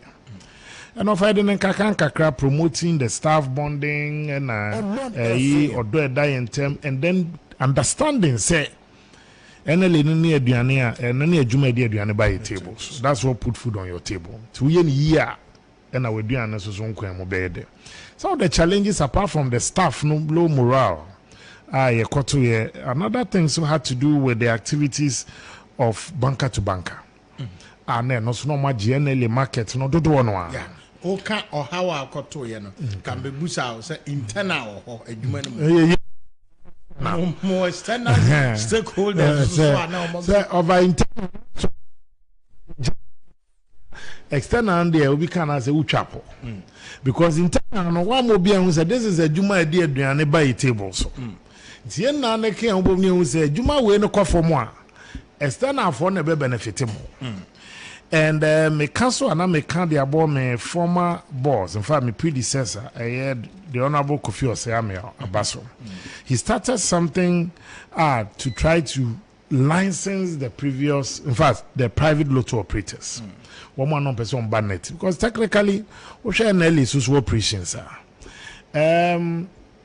almost 60 to 70% of our market now could be illegal for them. If I could be illegal for someone, now a very serious matter. Into Uka say, oh sorry, all of a sudden so be shut down. Illegal operators, private lotto operators will be in So what we did was in September, and he announced so be our person we a lottery a juma and lotto a jumano. Ye be person will be banani and Nelly abididi in Kitao. Now yes, we are near the Emra Natuton because apart from the NLA na Act 722 nim, a mom the mandate to regularize, in fact to regulate, to supervise and operate lotto in Ghana. Okay, it's only the NLA. So Bibiana Oyebino, you are doing it on behalf of the NLA. I just said you 2 minutes. Tentimi kwesa wonwa wote wono nhemre biase wo de ntua tax mobia wo de nse ne ebe na ye profit so nye numbers na so na wo draw ye boka de draw numbers to no de na ne se wa set up an office where numbers ne gba no de atua wins ya can na profit and you know you can see so we betimi acquire that industry within 3-4 years no ye millionaire na buy na juma na no wo honom no no so far. So Honorable Kofi Oseamio started this, which I think was a very good initiative. They tried the first year and a COVID buy. So maybe buy and it was something that I felt a good thing and I mean happening started. We had to go back to that. And Nyamencha there, you be a mono a bo who de no almost over 130 companies came. Okay. Yes, so you move police clearance and police checks, any more financials near there. We license about 18 pair. Companies. I know they are operating the private lotto scheme in Ghana. Okay. Now you have license from the 1st of December to 31st December. The fact that license now you who checks the more May ending and just license started in May. It took effect from 1st of January to the end of December. Now for almost so man qualify and can say be my money jumani be. And your man you need that beba NLA ho. Niama your terminals, your machines.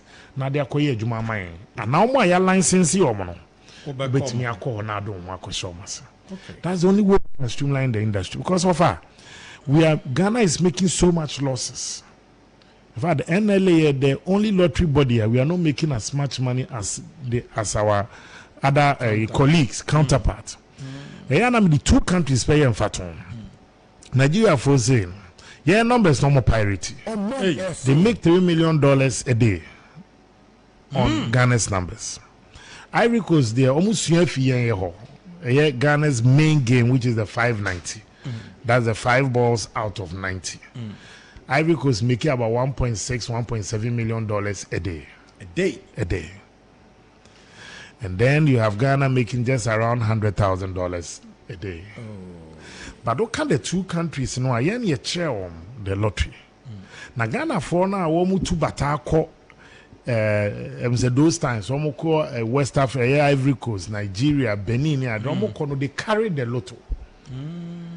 Because NLA is 60 years next month. Is the oldest lottery body in the sub-region. Into Nigeria, almost no Ghana lotto. Oh, okay. And it's extremely popular. And they pay Ghana there no more than Omom Krum there. Okay. Because they know that Ghana there no what makes it unique near free BB draw integrity.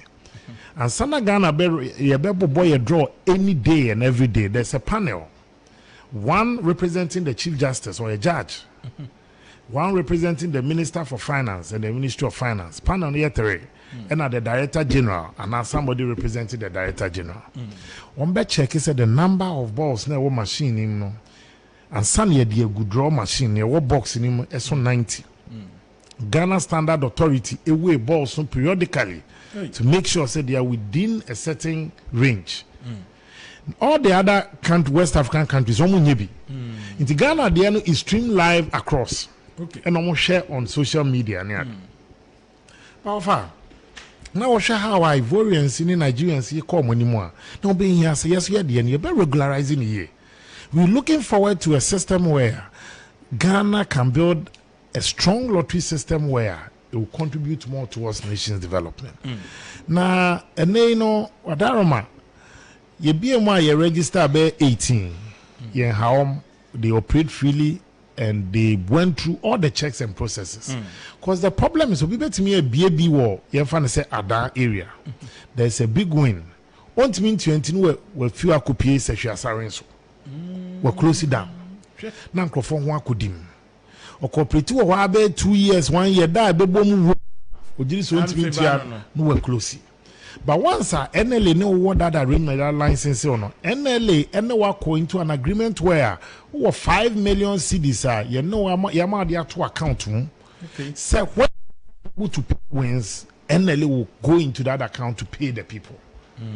You're making sure say your security checks or Senate or this and be a GR responsibility on some CKFU. It is you publish all these companies that were licensed. Who are on share no. Who are only trading no say well mono one or year on.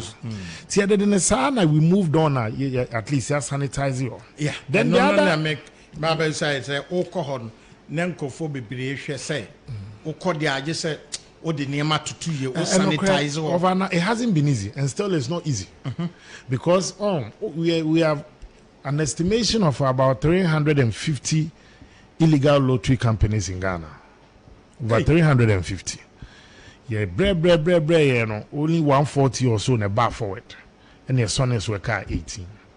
With the measures they are in place, you know, say yes, you started swoops in you started and your man brass. But the whole country region. And say in a year 3 go. And then you have to bet sure which region we are going next. Okay. But semester or more into this business. It's either you come forward for the NLA to know you.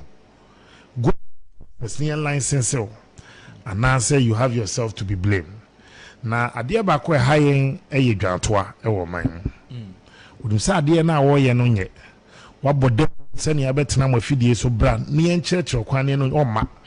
And nearly quadrille machines concerning near my per honor copy in Penufo or Ghana, any NLA numbers, not the grantois. Now, if I starting to say, and I can let me commend your operations team. Private lotto operations team for a fantastic job together with the security department and you can see that the impact has been great. Yes, streamlining SaaS sector. Now we had to also deal with our online partner. NLA in 2019 signed a 2-year provisional license leading to a substantive with KGL. Now KGL SOSONO now, almost after 2 years, they were going into a main agreement, a year substantive. First year, now there's so much by a buy and we renegotiated. So instead of 30 million and Komutia in 2022, we renegotiated to 56.7 million. So na be bit me so di bi aboaban. And that is why no omono a day na omono ye online partners. You see, we say we play some on the terminals. The book will kiosk. Now hun e kiosk, your friend no terminals there no. Okay. And you play bi so no on mobile. Okay. And your friend USSD mobile app and online. So at your convenience, no to me Bobby. And in traditional ones as well, they've stayed with us for long. No, these are conservative loyalists. Yes. Omo kiosk, omo draw no, omo kiosk, omo yesale. Omo share papers. We think it's a game of chance. Omo the omo GD a game of skill. Into a work here no, nyamiti mi bo ano ebetom. Iti renegotiate no corner. We needed to also get something from our online partner to cushion omo kiosk because the technology abenti no. Nipa no kiosk we nyan inform so but technology has caught up. NLA too cannot say yen ko online because the fact that we won't go online doesn't mean say the players now the customers won't look for. And I'm saying other countries like Nigeria no like online. Across. In fact, Niger for Krabisian from our experience, they are now moving to online. We are expecting Guinea for also to also learn from our experience. But that notwithstanding, our traditional loyalists now, for me, they remain one of our most vibrant team. Now they've been doing so well. The Boma Basu, lotto marketing companies, they operate in the kiosk and across. They say the new and exciting thing I did by now is that we are collaborating with them to make sure say your team I'm almost also incentives and packages I find one of the biggest challenge the NLE faced was unpaid wins na akekego na ekuti o menkase ba ya wiping na but I think we had quite a huge figure na unpaid wins at that ho nyamencha de ba yetimi akobia almost 2/3 of a kadosu proper na da ho nyamba ka na da so we're talking about almost 14 million cedis of unpaid wins. And then yetimi about to somewhere around 6 you go so clear no say the new measures are bar the NLA now when you win you can go to the bank. Okay, oko bank on sika na ready you can come to the NLA. And ya sans no adwumayfo bi omode omonta banks amono your partner banks bebre. Okay, over 13 to 14 banks. Okay, and our face so no aside that no NLA so no price payment centers initiatives are there. Let me use your platform to educate people and no any by force. Yes, say whilst I will train you na MI whilst wako bank any ready no open no shoulder because NLA has within 15 to 21 days. I'm running train. Now offer akoye adwuma we nye de bia na benye sika no at once to clear all these wins. How what we sometimes also do and I say with the activities of the price payment centers okwa ombe catch us okay sika na otwen ye no ye betimi age o ticket no na yet onu omadi hu nkita ode no motua oka say onu omukwa na omka so ombete so kakra ombete so yeah na so ombe discount ko odi ohia sika sisia na omono across the world any you then you can come to the omobeba NLA at a later date normally abidiano. First of all optional and now they are your shenkro for and even though the price payment centers now operate with us no yet they are bohonom say optional ye two main and no the ultimate say NLA and no the at least no and yes any na near the man through our banks and through your but in every business there comes a time difficulties and the NLA did go through that, but I'm happy to tell you, sir, the NLA now is taking off again. Time will come, Ubon say all these things will also go away. Then he can have the NLA once again strong on his feet. The other issue are now Madam Busao said Kanena and Crofudia Namuntimintiano. Say they are more confidence, but coffee. I think now the confidence is coming back because you are saying introducing the instant wins. And when you have a boy draw anyway, now what you want, no, up to 1,200 straight away, it comes on your phone. Straight. And no, the nyabo boy, you are pena utia here. we'll call your short code *389 *1000 hash *389 *1000 hash and no straight. Tell no the only answer straight. Na omo ti game na se no mbechiro. Na ya na no mentiase be breti no. Na minimum an se na yesi etu an etu amom. But one now would this ade asante no person ochina wa akọ nipa na this can out the next one would call any of our offices. Okay. And the NLA's office your teams across the regions and the district will receive you. Na a home command so no wedi no match all the various options are on Sabe Council. And of your bias you introduce Niyama Kakra. From October to now, you introduce about 5 different products. Nidi kind was we relaunched the Caritas platform our engagement with corporate Ghana and in entities. It be a Ken City media person more rewarded or more loyal listeners over the last 5 years. Loyal listeners, so they have a chance to be a zombie winning a small car and now appliances near there. What the NLA does is that on behalf of the public as a neutral aggregator. Now some robust platformer we able to conduct the promotion for you. Senebe nipa konwa or no ebia moka se onto voucher on text say when we near the way no. Obe then who se process near free and fair. Cause only hobby. Yeah. Senebe yan ko ban se Omanfm for na de ade to so. No one ma fetira ma aboaje aba be fa de. And osabere ma so osabere ma se me na me wini. But the what we do is that who the game format and the dynamics in the infrastructure here. Now Sadia Weno had been a big problem between us and Gaming Commission. The Bia Court, High Court, and my ruling, because Gaming Commission so this no so your mandate. Last month, and we had to petition the Attorney General and Minister for Justice. See me no state institutions. But I see you didn't say. Intino yenu anuma fa kwan bi so a almost so jeje yes we this enyo omodwuma the Attorney General invited both sides on 2 different occasions to listen to the argument and yes we have evidence and here to support it. The Attorney General 2 days ago brought his opinion. It is clear why an emphatic say based on the rulings that happen now and based on your 22 no obi bia na obeye consumer promotion. Our person reward all customers or listeners whatsoever any engagement with corporate Ghana about promotional sales and a raffle, a lottery in nature, the mandate of the NLA. Since Attorney General has settled that. I want somebody who to me say, based on say ye act na share Bibia now all go beyond these boundaries. No, NLA won't quite say the cocoa. Okay. But I mean, Chad, yes, you have several companies, as I say, we are currently running on Moniama for them. Yeah, now say you're launching Fidelity there, you're near Ecobanks where we are promotion. Yeah, that of UBA. Yeah, currently I'm a data bank for so ne UMB so about on board. You have Melcom, ne. Clearly, the platform now is generating interest because the reason why the NLA is particular about this because see a launchy product. Caritas relaunch of the Caritas platform and corporate Ghana engagement and at the Good Causes Foundation.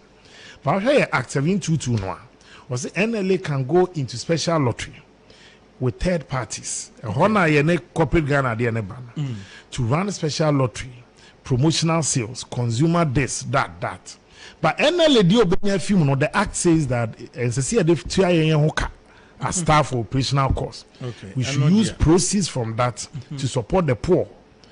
A year here for a wisia in Yanka, almost sebe, did them, and almost was sebe, or more a dream with 3 here. You see, your proceeds now, you being engagement with third party, it should go to support good causes. Okay. Buyer in October, about penny, Mama. Akosia Firma Oseo Pare. Ebe launch the NLA in October 2021. Yeah. And now the Good Causes Foundation, since October, we have touched in excess of 140,000 lives. Ibu more ya support education. Ibu ye provide portable water. Ibu no more ye boa with ubia oyare. Ubu ebe here for a wisia in Yanka ni ade. Now yes, members of parliament other institutions. And Obibia no Bana Yehube Sonkwana, we come on board. People have also criticized other than a who na munti but mudi be a good courses. Of an say the good courses, it is clear said the process no it will come from Caritas. And a little makes contribution and they be one also a support NLA. But for America, the most indebted country in the world, and still the most generous country in the world. The fact that the canon say will be at the way class of the sour acting show.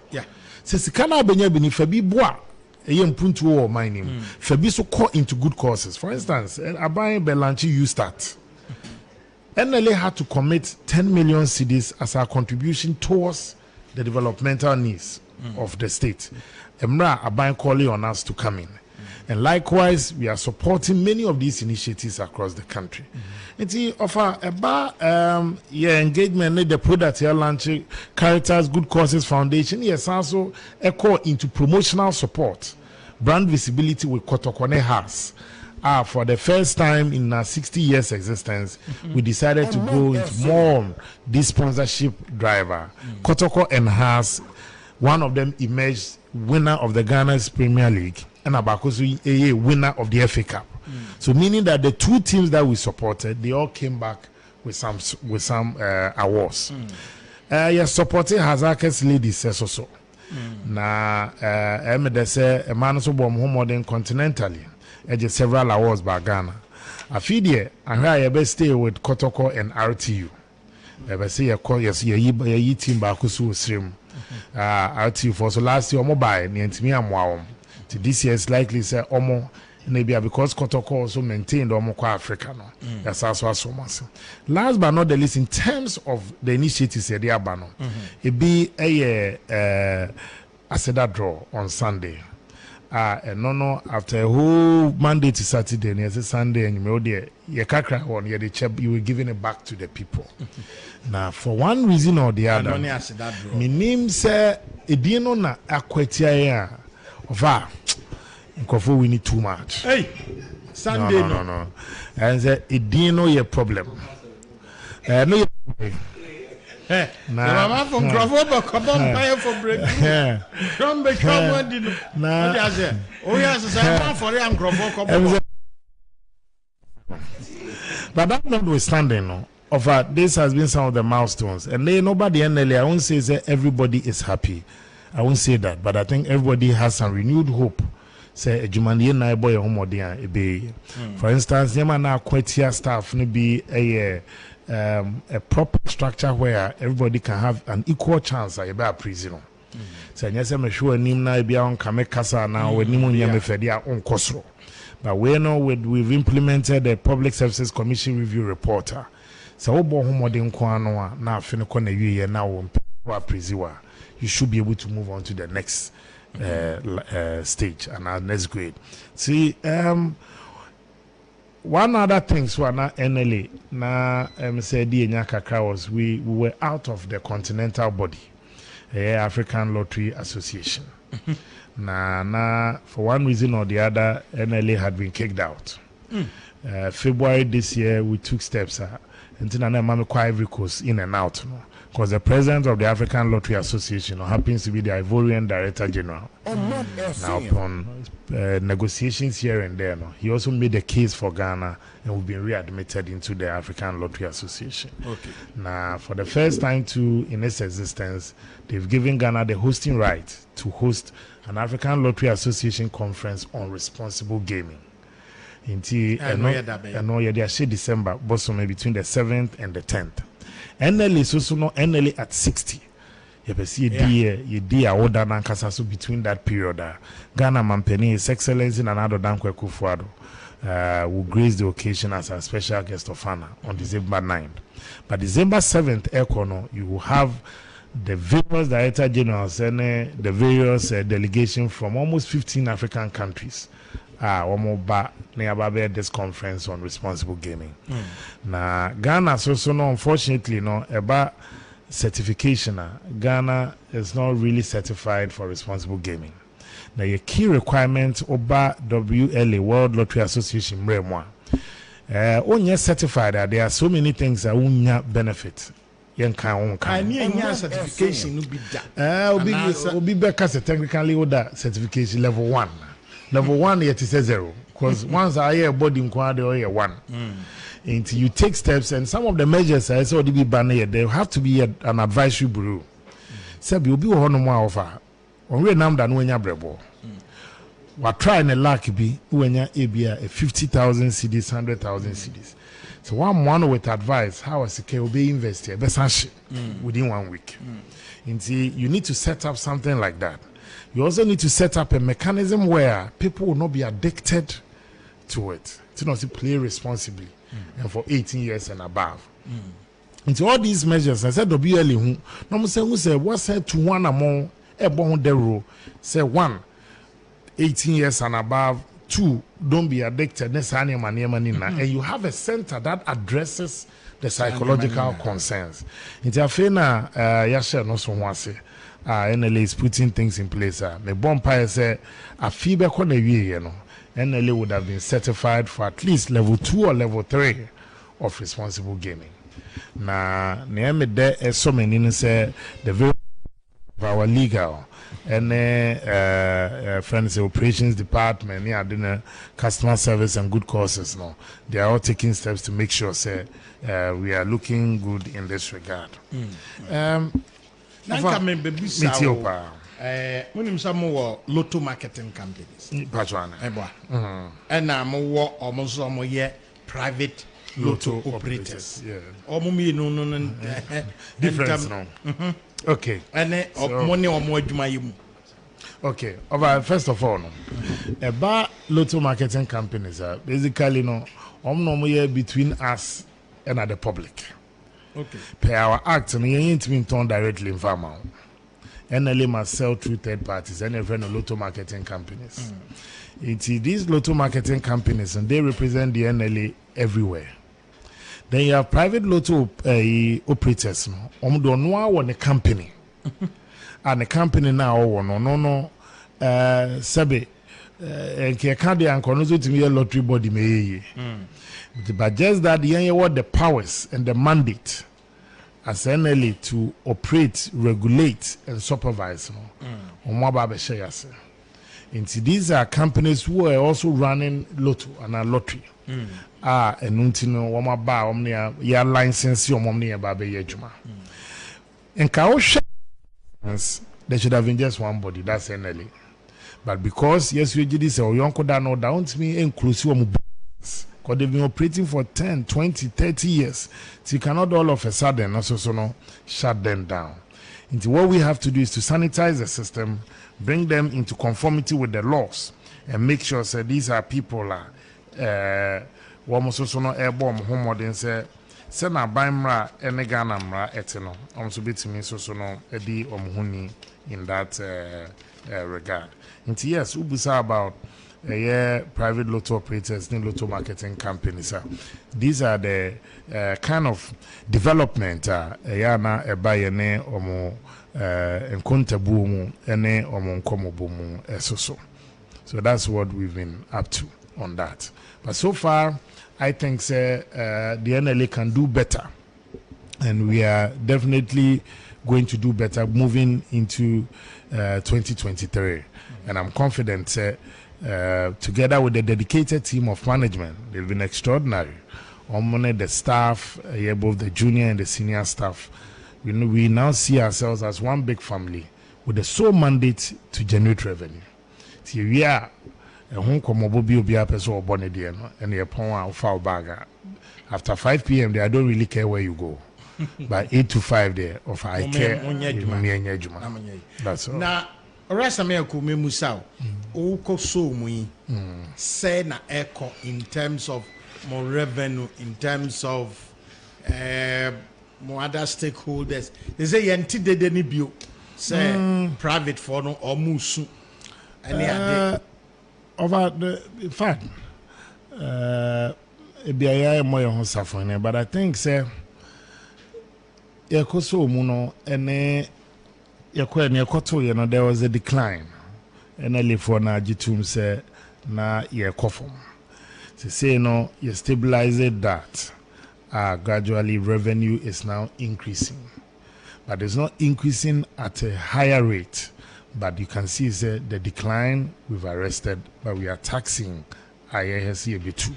And I'm confident with the kind of strategies yes, we go and the kind of collaborations that we are entering into. Hopefully somewhere in December 17th, together with a Ghanaian company, Delta Ghana, and Scientific Games, one of the biggest in the world. Ombe launched the Ghana version of the Powerball. And on your friend Gold Ball. And no yet it's all America, more Powerball, Oko Europe, more Euro Millions. And also a scratch lottery and a jackpot lottery. People get to win various things on daily basis. And I will be launched somewhere in December. We're also looking forward to other teams in September and October, and other collaborators coming on board. And the one announcement now, TTB from September, October, November, December. All these things are geared towards one, giving the Ghanaian people varieties, and two, and really also increasing revenue. Okay. Now, yeah, who say or more like online, for example, and it's online there. Fraud near the me bem. Now so the fraud boys near the adults. Am I busy? Man, I cross out one near WhatsApp platform. I'm so and so from the NLA office in Osu, JEML Side Street. We have some leak numbers we can give you. It was for leak numbers ni baby. Of I my come no more simni na. To the be crab was for any nam for phone you need. But obi be obeka of a mount numbers be a shekuku no. Now on do because I didn't know you're born live with TV so. Who say nipa that's any loady ball singum. Who say machine will be compressed na fe e be a film still e be mujidi say pipi wo ho amoye. The near yana say WhatsApp platforms near the water so na administrator and quantity mikasa. Wo de o type here maso. Oh, type maso. There or no administrator no work as or mo be silent. No quantity mikasa no add no the propaganda guso. Say be more winning right. Na make ya. Na me mu director general come to mikasa be winning numbers. Fraud boys are pay. Say me mu na meet me they are non come to me frank me ginase. Say because be more numbers. Before be can hit NHS block your crowd. But luckily, together with National Security, National Signals Bureau, Omaboami actually quite a number of them almost standing trial. So far, almost 20 of them are standing trial. And our face is a bomb is a SIM card registration. A bet and the baby, because I don't know, and they are clearly SIM card in registered, and you registered in your Juma. No, so some of the things are. Share and him say a bit me a sina a boy. Ballin point 2 from Oman 107.1 FM. Yeni ura same auku. Se National Lotteries Authority. Ono na edano na wadi afe. Ewo na kunya so. At the same time, National Lottery Authority no so no. Omo edim fie duesia afi. Omo ebeshe ho ebo. Now, say no more target in terms of ABA, more market share in terms of ABA, or more cyber or more D lotto, or more so more yellow to a gravy.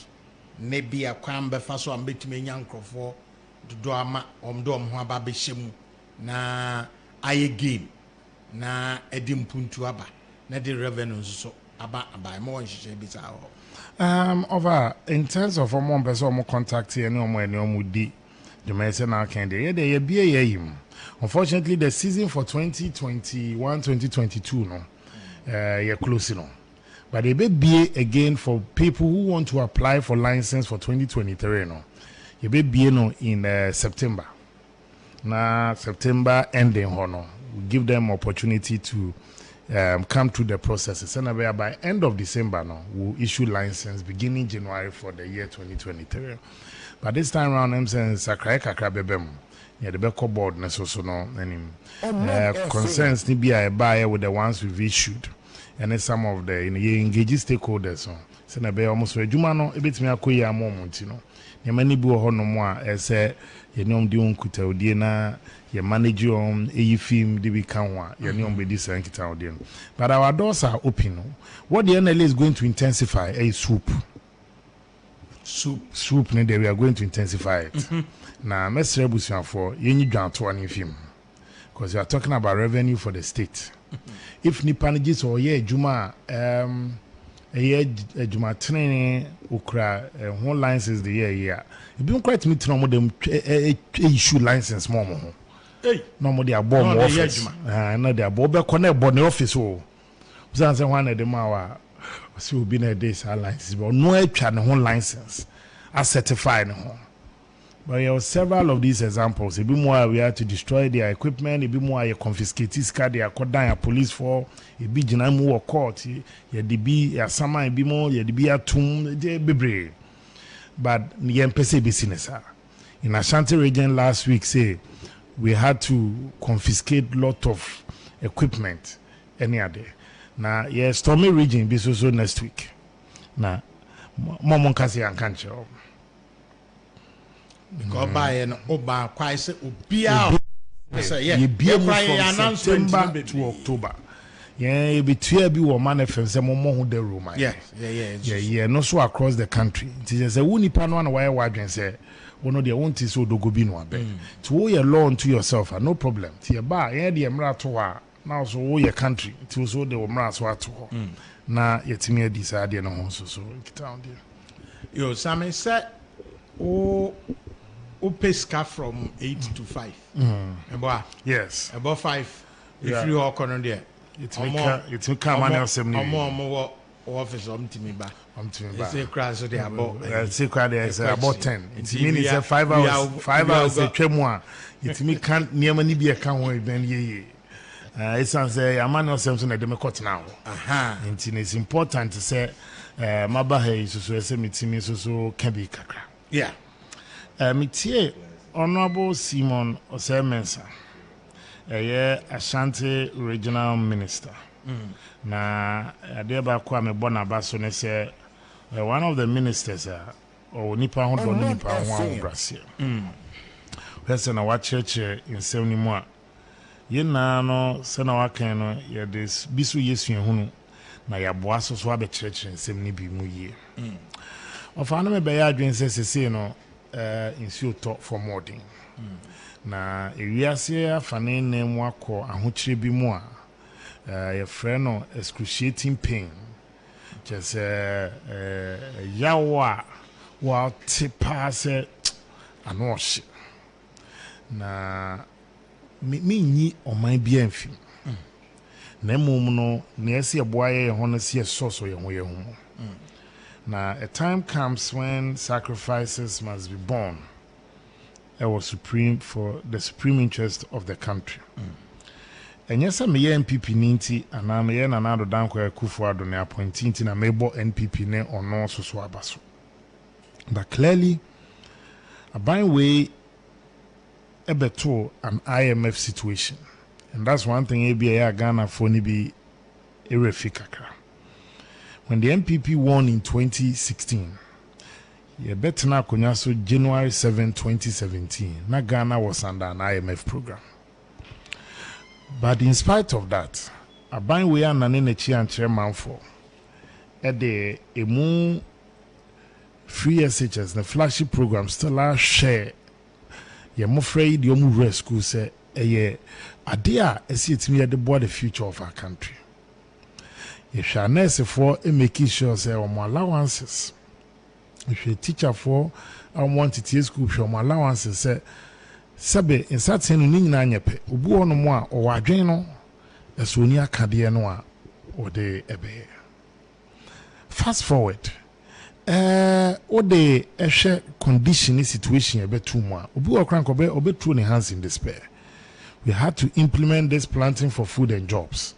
no the renewed focus set to agriculture so say unya duan ko ano a aban betimi aboa wo ama at least yato and ayaboa mo aton na ma within a year and a half no in 2018 aduane bebu ye me kai pan during Christmas brodier crowd and April just in abundance any aduane no buy is near one IMF no we never give up and also introduce the one district, one factory.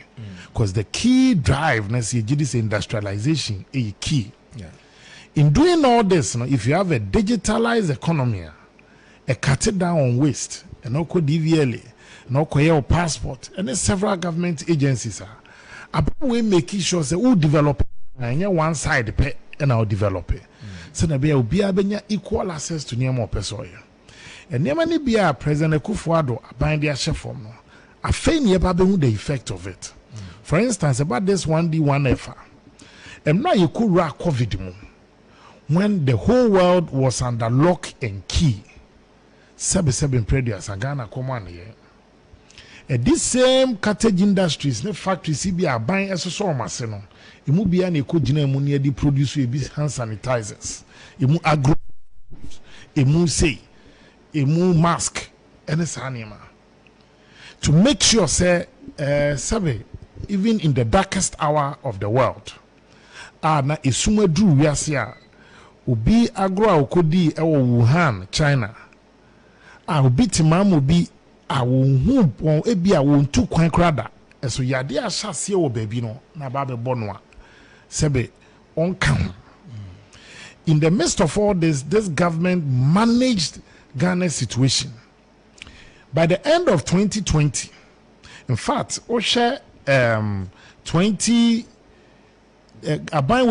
from 2017, foreign direct investment, the year investments in our economy, on the average every year was around $5 billion. A year for GDN Richimo Ghana, your economy, any abiding, any Ghana as a country, around $4 billion.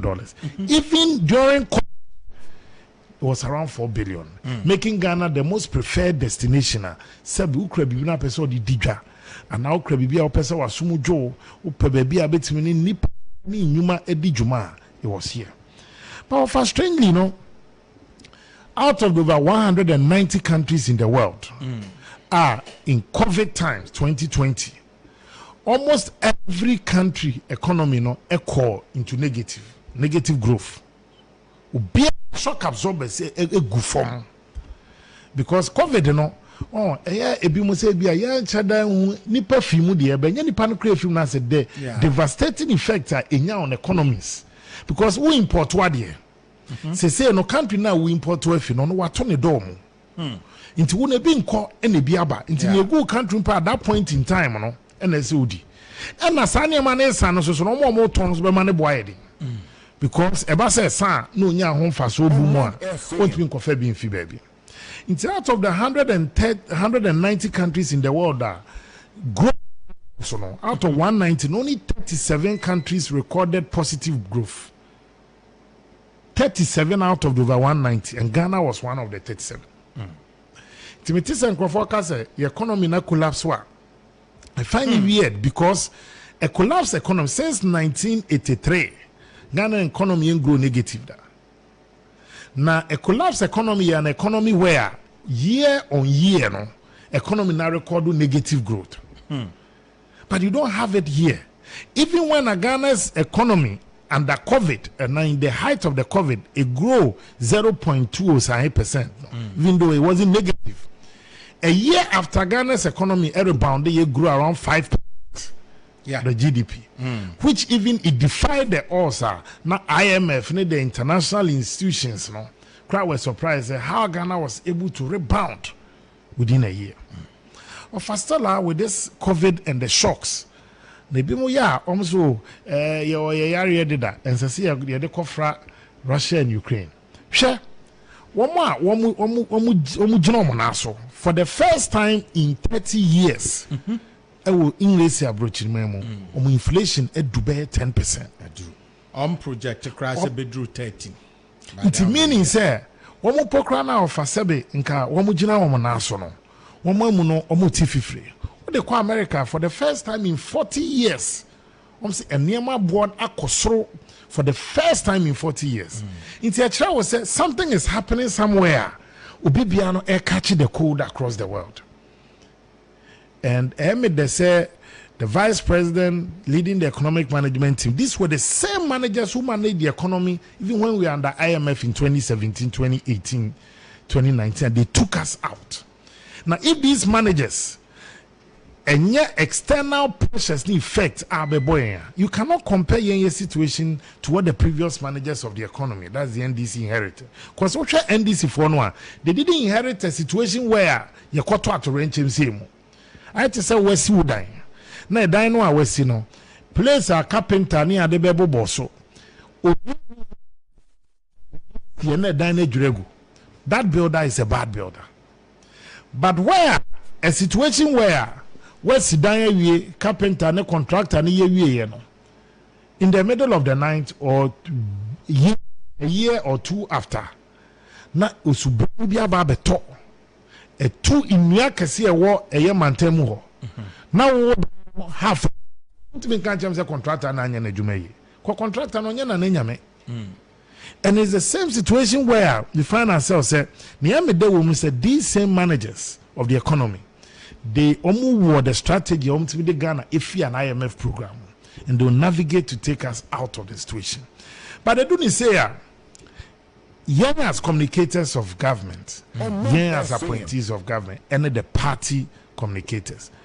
We cannot run away from the fact that across the world. And in communicating, so I say, I'm Ghana for so say, even though I also have a situation where I'm no more President Kufuor able, and the Abanidia Atu Akwemo, and then she said, this initiative by the economic management team in the Bank of Ghana for Ghana to buy the currency with gold is one of the best initiatives ever to be introduced. Why? Because Russia, in the midst of the sanctions, and yeah, the normal currency need depreciate here. Because someone back the currency with gold. Why? Because gold is sika. And Ghana so you took gold more than many countries. Osha IMF, they are the biggest gold in the world in terms of reserves. But when to go to Washington DC, the IMF office one, meaning say almost turn around the world, no their store. If you are produce and we are able to also buy and store because you are the first option of refusal. And mining companies in the Kwama. And if government has introduced this, you have to go to back the currency, you cushion it. Whilst a bunch of the measures when the IMF team came, one of the things that they said was that Ghana's economic situation is as a result of effect of international factors. They never mention local because team they are cross. And the measures of government, again, in the midst of even the COVID, and according to the government statistician, Professor Nim, interestingly, I say Ghana's economy about 3 subsectors of our economy, meaning so say the crop sector, the manufacturing sector, and the telecommunication sector.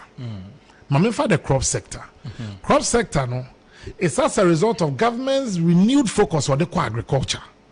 Inti even a hocha bampukra no be no betmaka se aduane ni ho. Now, what the next challenge Aban faces is how to convey this abundance of food and what the hinterlands at the Abakrum. But don't share across the food producing area. And now, what share crop sector grow in the face of pressures across, then you are doing well because your focus on agriculture the results. Meaning, many people have considered agriculture too as lucrative.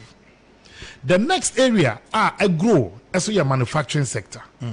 And since this government came consistently for about 5 years, the manufacturing sector here, and ye produce afa abe for fidieso and sanojuma ye produce no ade. And this is as a result of government effort to in the industrialization sector. To say oh yes, our 1D1F. Now offer we set up a tomato processing plant. In the beginning, a tomato na fe na will grow. You give yourself after a year, no, when you're enough fast, say, who produce tomatoes, no, ubi cane, into who produce a jumamano, ubi quacoton in the retail sector, who produce a jumamano, and after consumer necessity.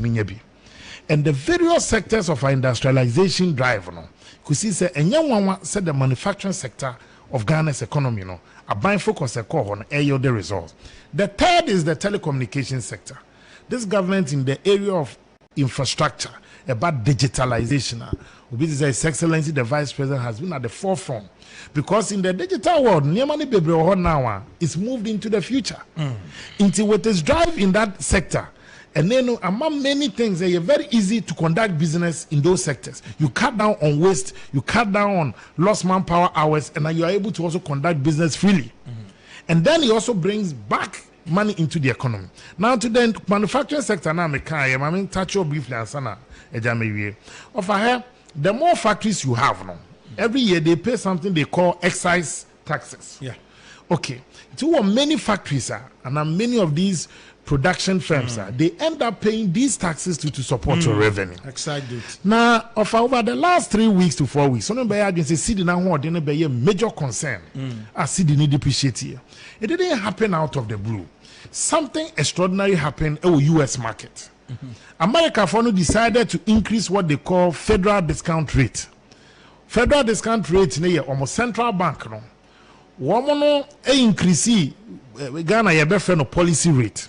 This is Bank of Ghana policy rate or prime rate. Okay, prime rate. Now no edema investors. And I say no de ma a commercial banks Now America increase more discount rate. Many people were pulling dollars in the other countries, Europe and Africa, to invest in the American market. Then for the first time, the dollar echoes about the euro. Yeah. And yes, a miracle being happening here. Almost deliberately decided to take that step. Into many more people found the American market as here on the co-investing. Now, what about Ghana? Bank of Ghana then also quickly over the last week also reacted. They also increased the policy rate from 19% to 22%. To be sure, see the 2 weeks ago, last week, the rate of depreciation, they say it's not moving down as fast as it was depreciating, as the markets begin to respond. The next issue, within 3-4 weeks about from when the panic and the speculators, our system, see the neighbor said, $1 a balance also to the extent that people were bold. Can say, oh, the better treasury, but the investment there, $4. Yes, make us all of a sudden, any dollar as I say, as a Ghana, no dollar no control. But funny enough, with the new Bank of Ghana measures, will bring back confidence into the city. Into say no city now is going to get to a time and no more no be a profitable amount.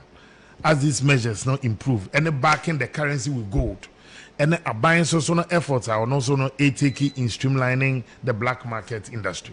Inti mesre etie for and a Ghana for obi bi obeka se niam emu nya den no na che so wonte ne ekoso wi ase. But the ban is saying no who be nya so be chire nipa nim, but say in the midst of ho chire wo mu the policies ni initiatives are buying so we take over enye niam nyina na yebu ne sen yebu be ne sen ye wo ho kwanya se ye be nya niam na ne fata ye wadi nyina ho kwan ye wadi nyina ho kwan nya niam na ne fata hwe ofa niam ni bi wo ho now na ya de enye necessary ebe mo aboka hunu a emfa sikanhye bu ho no mo a we used to say weekend bi akodi time oh baby be ko be ba no wa say be 2000. If a nano yena no jiri say we are say den ototo household income we na show botomo manager ni ene €1,000 July. Sequad August Sequad manage the but I think it's a musu as individuals ne a TF4 muti any adeno. Say no crack a crow on someone, no one managing. Senebea, it's a sika someone, and what day any sika someone across the world. No, and why? Now, yes, so no, as a Dofoni and you are normally followers of the party and government. Also, so yeah, the Casapane Casade at the Achre Amanfu. Sabi, uni have been pokra wonuma, wakwa winnie mamma, or ya pabama na bemobu. Na odi osre or pekwanso no or do any fekwanso which him now shedding crime because we have done it before as a country and this government has done it before. Share the record of 2017, 2018, 2019. Sabi yantam keseni no 2020. Even with that, Ghana came out as one out of the 37 countries Oman call into negative growth. And these are facts. Now, yeah, situation pokana one we don't sabi guiti. Ubi dia or tiho in other countries. There are Nigeria. Some of the government workers haven't been paid for 6 months, 7 months. South Africa, it got to a point. Abano had to also slash salaries. It do Nigeria, Abano cried a bunani gusu na ketiano kruntia. But Ghana, in the midst of all this turbulence, the government has kept his promise. There are efforts to make sure so be clear. So that is why I'm passionate about this government, and that's why I'm passionate. Say, we share the trajectory and encourage I'm confident that this government will end maximum by next year, March, April. You can see that the Ghanaian economy is back on its feet.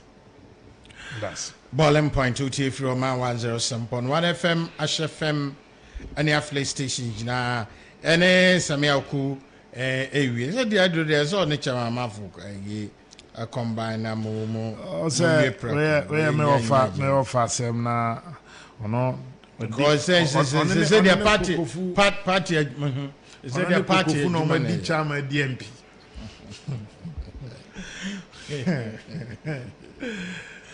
No, I need chairman. Go the chairman of chairman. Chairman of chairman. Or the chairman and would be chairman of chairman and will be the MP. So up him, Sasa.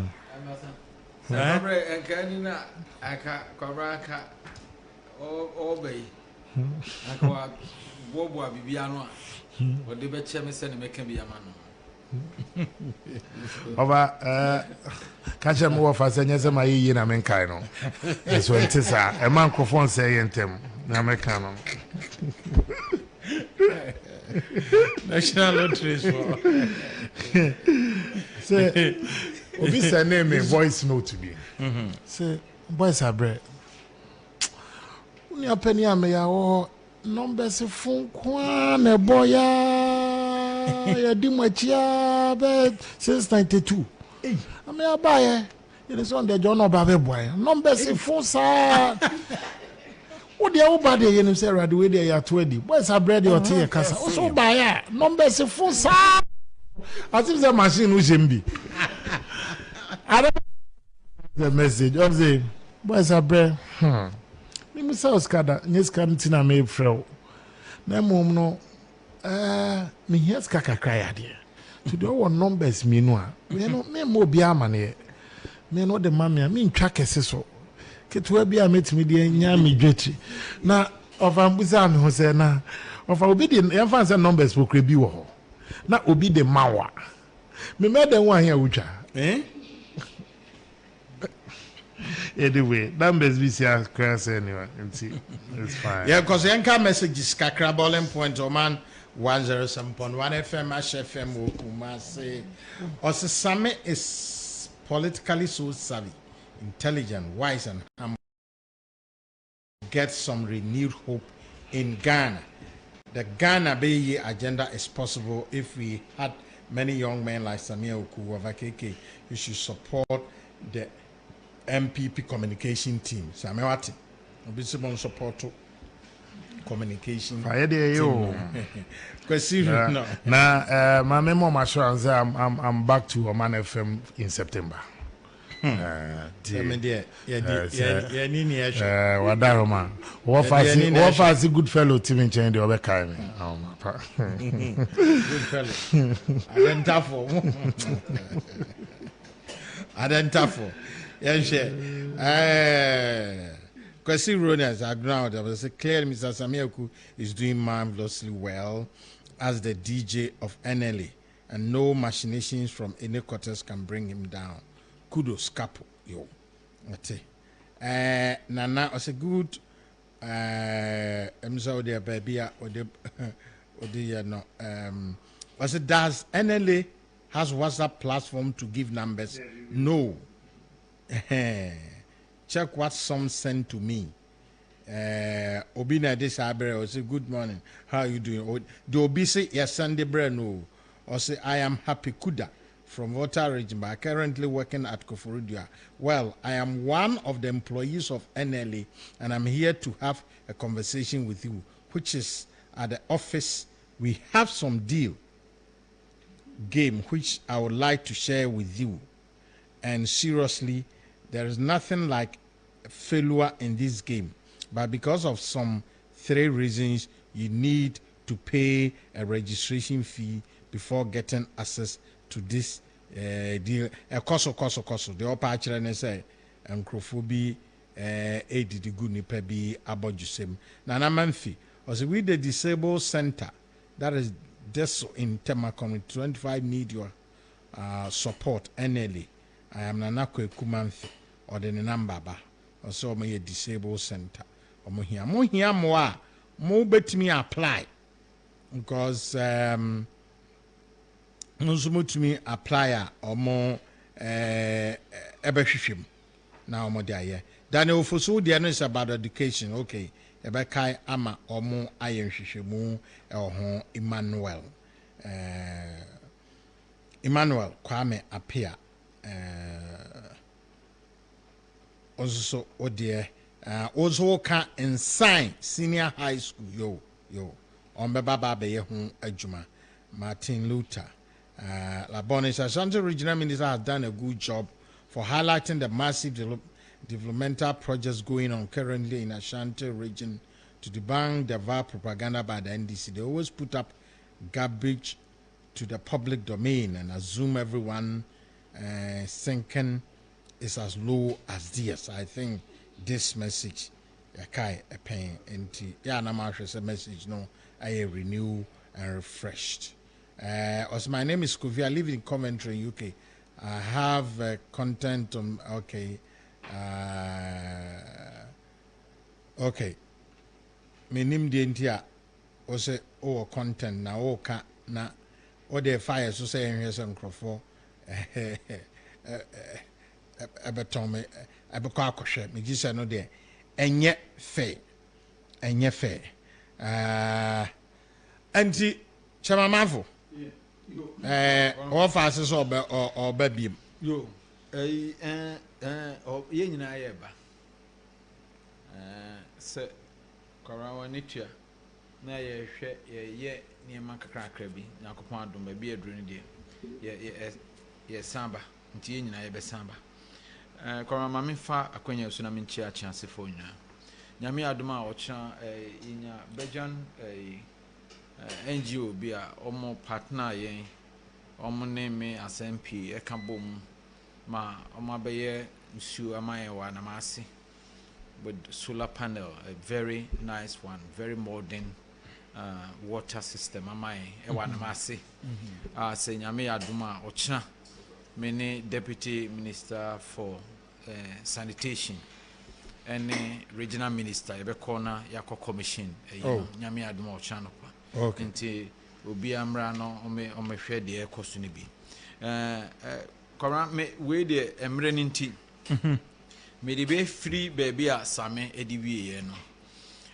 kora wa woni tua se abi odisi ye no nwie baby odisi ye obesa ba ne message be bro yeah okay good baby odisi no un se kora o hwa 2017 a yen ye take over no na Oman baby a na akoduru no na ano hye na e important say every bia ye be kai amanfo baby a ye fa Oman ni free wo hwe ba bi e fa o man free a na ye IMF na ye odum so next allowance na ne nyina ye ntua employment na ye big problem infrastructure and so san a very big problem e ma e bra ye fa o man e wo 2017 ye share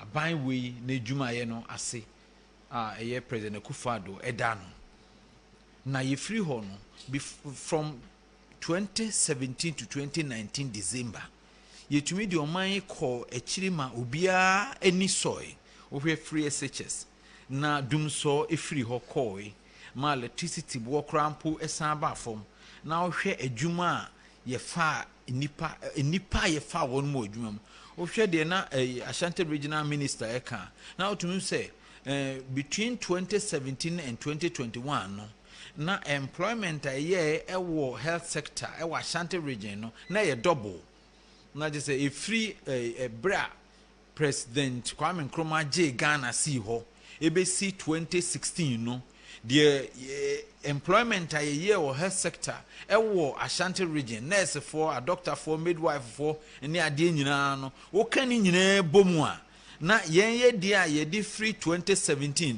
eba be see 2021 no ye double the number na wo ho nti na hwe anache say ye adwuma in terms of employment and no ye health sector nkwa no kan yo we security services now we government agencies institutions of the state now we adwuma ye create ediama nipa na it means say aban we waye ade ewo sa area no pa na wo hwe nurses allowance teacher training allowance President Akufo-Addo esan de buy now we free SHS out de buy ya eni say ye wure tumi fi sa nema we nyina ya aban ayaman from 2017 up to date eni say ye wure fi wo hwe 1D1F now hwe traders importers reliever e buy ye 2018 na ebi nsi wo Ghana hada nti enema we no eni say ye wure fi sa nema we na kwamra de mekan say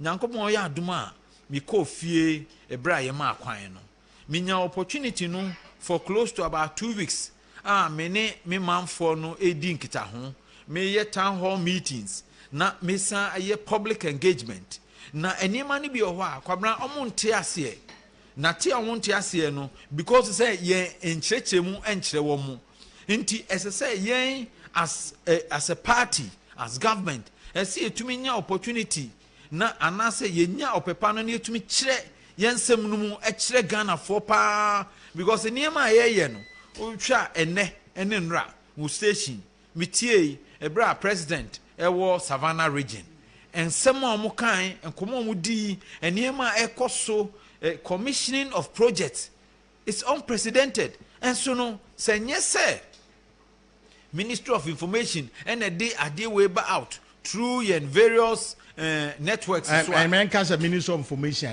exactly. I'm telling you, the Ministry of Information. Answer first, and President Kobebi.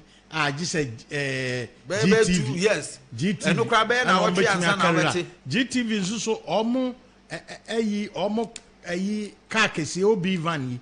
And yes, a move cry just a move motor kit. Gomo obi van non obi van back almost on $3 million. I'm telling you. Yes. Tama Danbo to Tama or J or my government almost 18 million euros. That's why they bought some of these machines. But the Ministry of Information are more setup and more channel. Yes. And then be a president one they can broadcast live audio video. Yes. And no one say networker or more person more fan or my arrangement na or more mono iron code. Yes. So our satellite so you just get way and decode it. And life, it is everywhere. Yes. In him say expensive, but sadly no kwa. News of information to me I any day.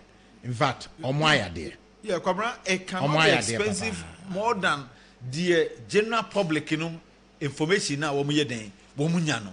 Because say nka we maya, nka general public, nka yenya on the spot information no. Yensu yebe hu say the economy because on say bibia yebe yebia na ye ka na nkofo no say ye boa because eno no ba later time na we die ade no ekoso no ankasa no ye bia ade no obia opese ohwe bia ohwe nti wontu metu mfuturo ngu obia ni na kwamra de meka ne se meka se mekofie no de efri mu ba ene se menya opportunity na se me ye town hall meetings na de ye ne se onu mo antumi amabi no information centers na ewo ho no ye peke o telephone numbers na ya frɛ nti nsɛm na ye ka ni nyina no no mo so e broadcasting live e wo mo various information centers no in this chrono omo wo bi abaye 4 information centers asɛm America no wo ground ho no area bia information center no wo bia no omo ye den omo te nti wo nsa asɛm na obi ete ekurase wo na onti ne ye no wo kɔ na akɔkyerɛkyerɛ mu a no no so why den wate nti de me ka kyerɛ ye party for any government spokes persons na ne say ɛsɛ yenya akwanya ne etumi ede nsɛm no ede kɔ efom pa because ye hwa ye were 138 MPs 37 plus 1 38 138 MPs and ye were 275 constituency executives across the country and this year decided say and nyuma aban ye ene de party way ababan mu no oh yeah se ye ka se ye de sansem no ekɔ fom na obi atibia kwabra metumi aka kyerɛ say within a matter of a month asem bia ye pese obi atibia no obi ebete efise asem no omonte emfi yen ano a de ebemu ne say de obi be ka kyerɛ wom no eno na omo efa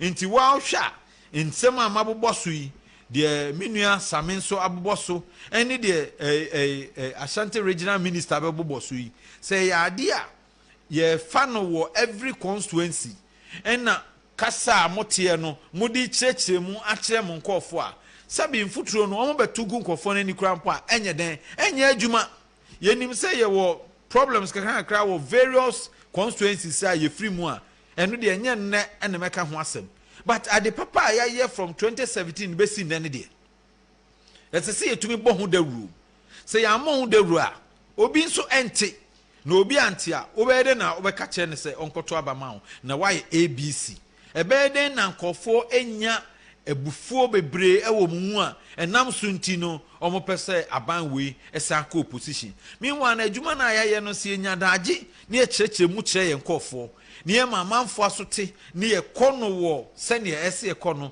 ewo fom na obi ati asem na se a sebis wo nyiska wo ho kra ntɔ aduane andi a onim se aban no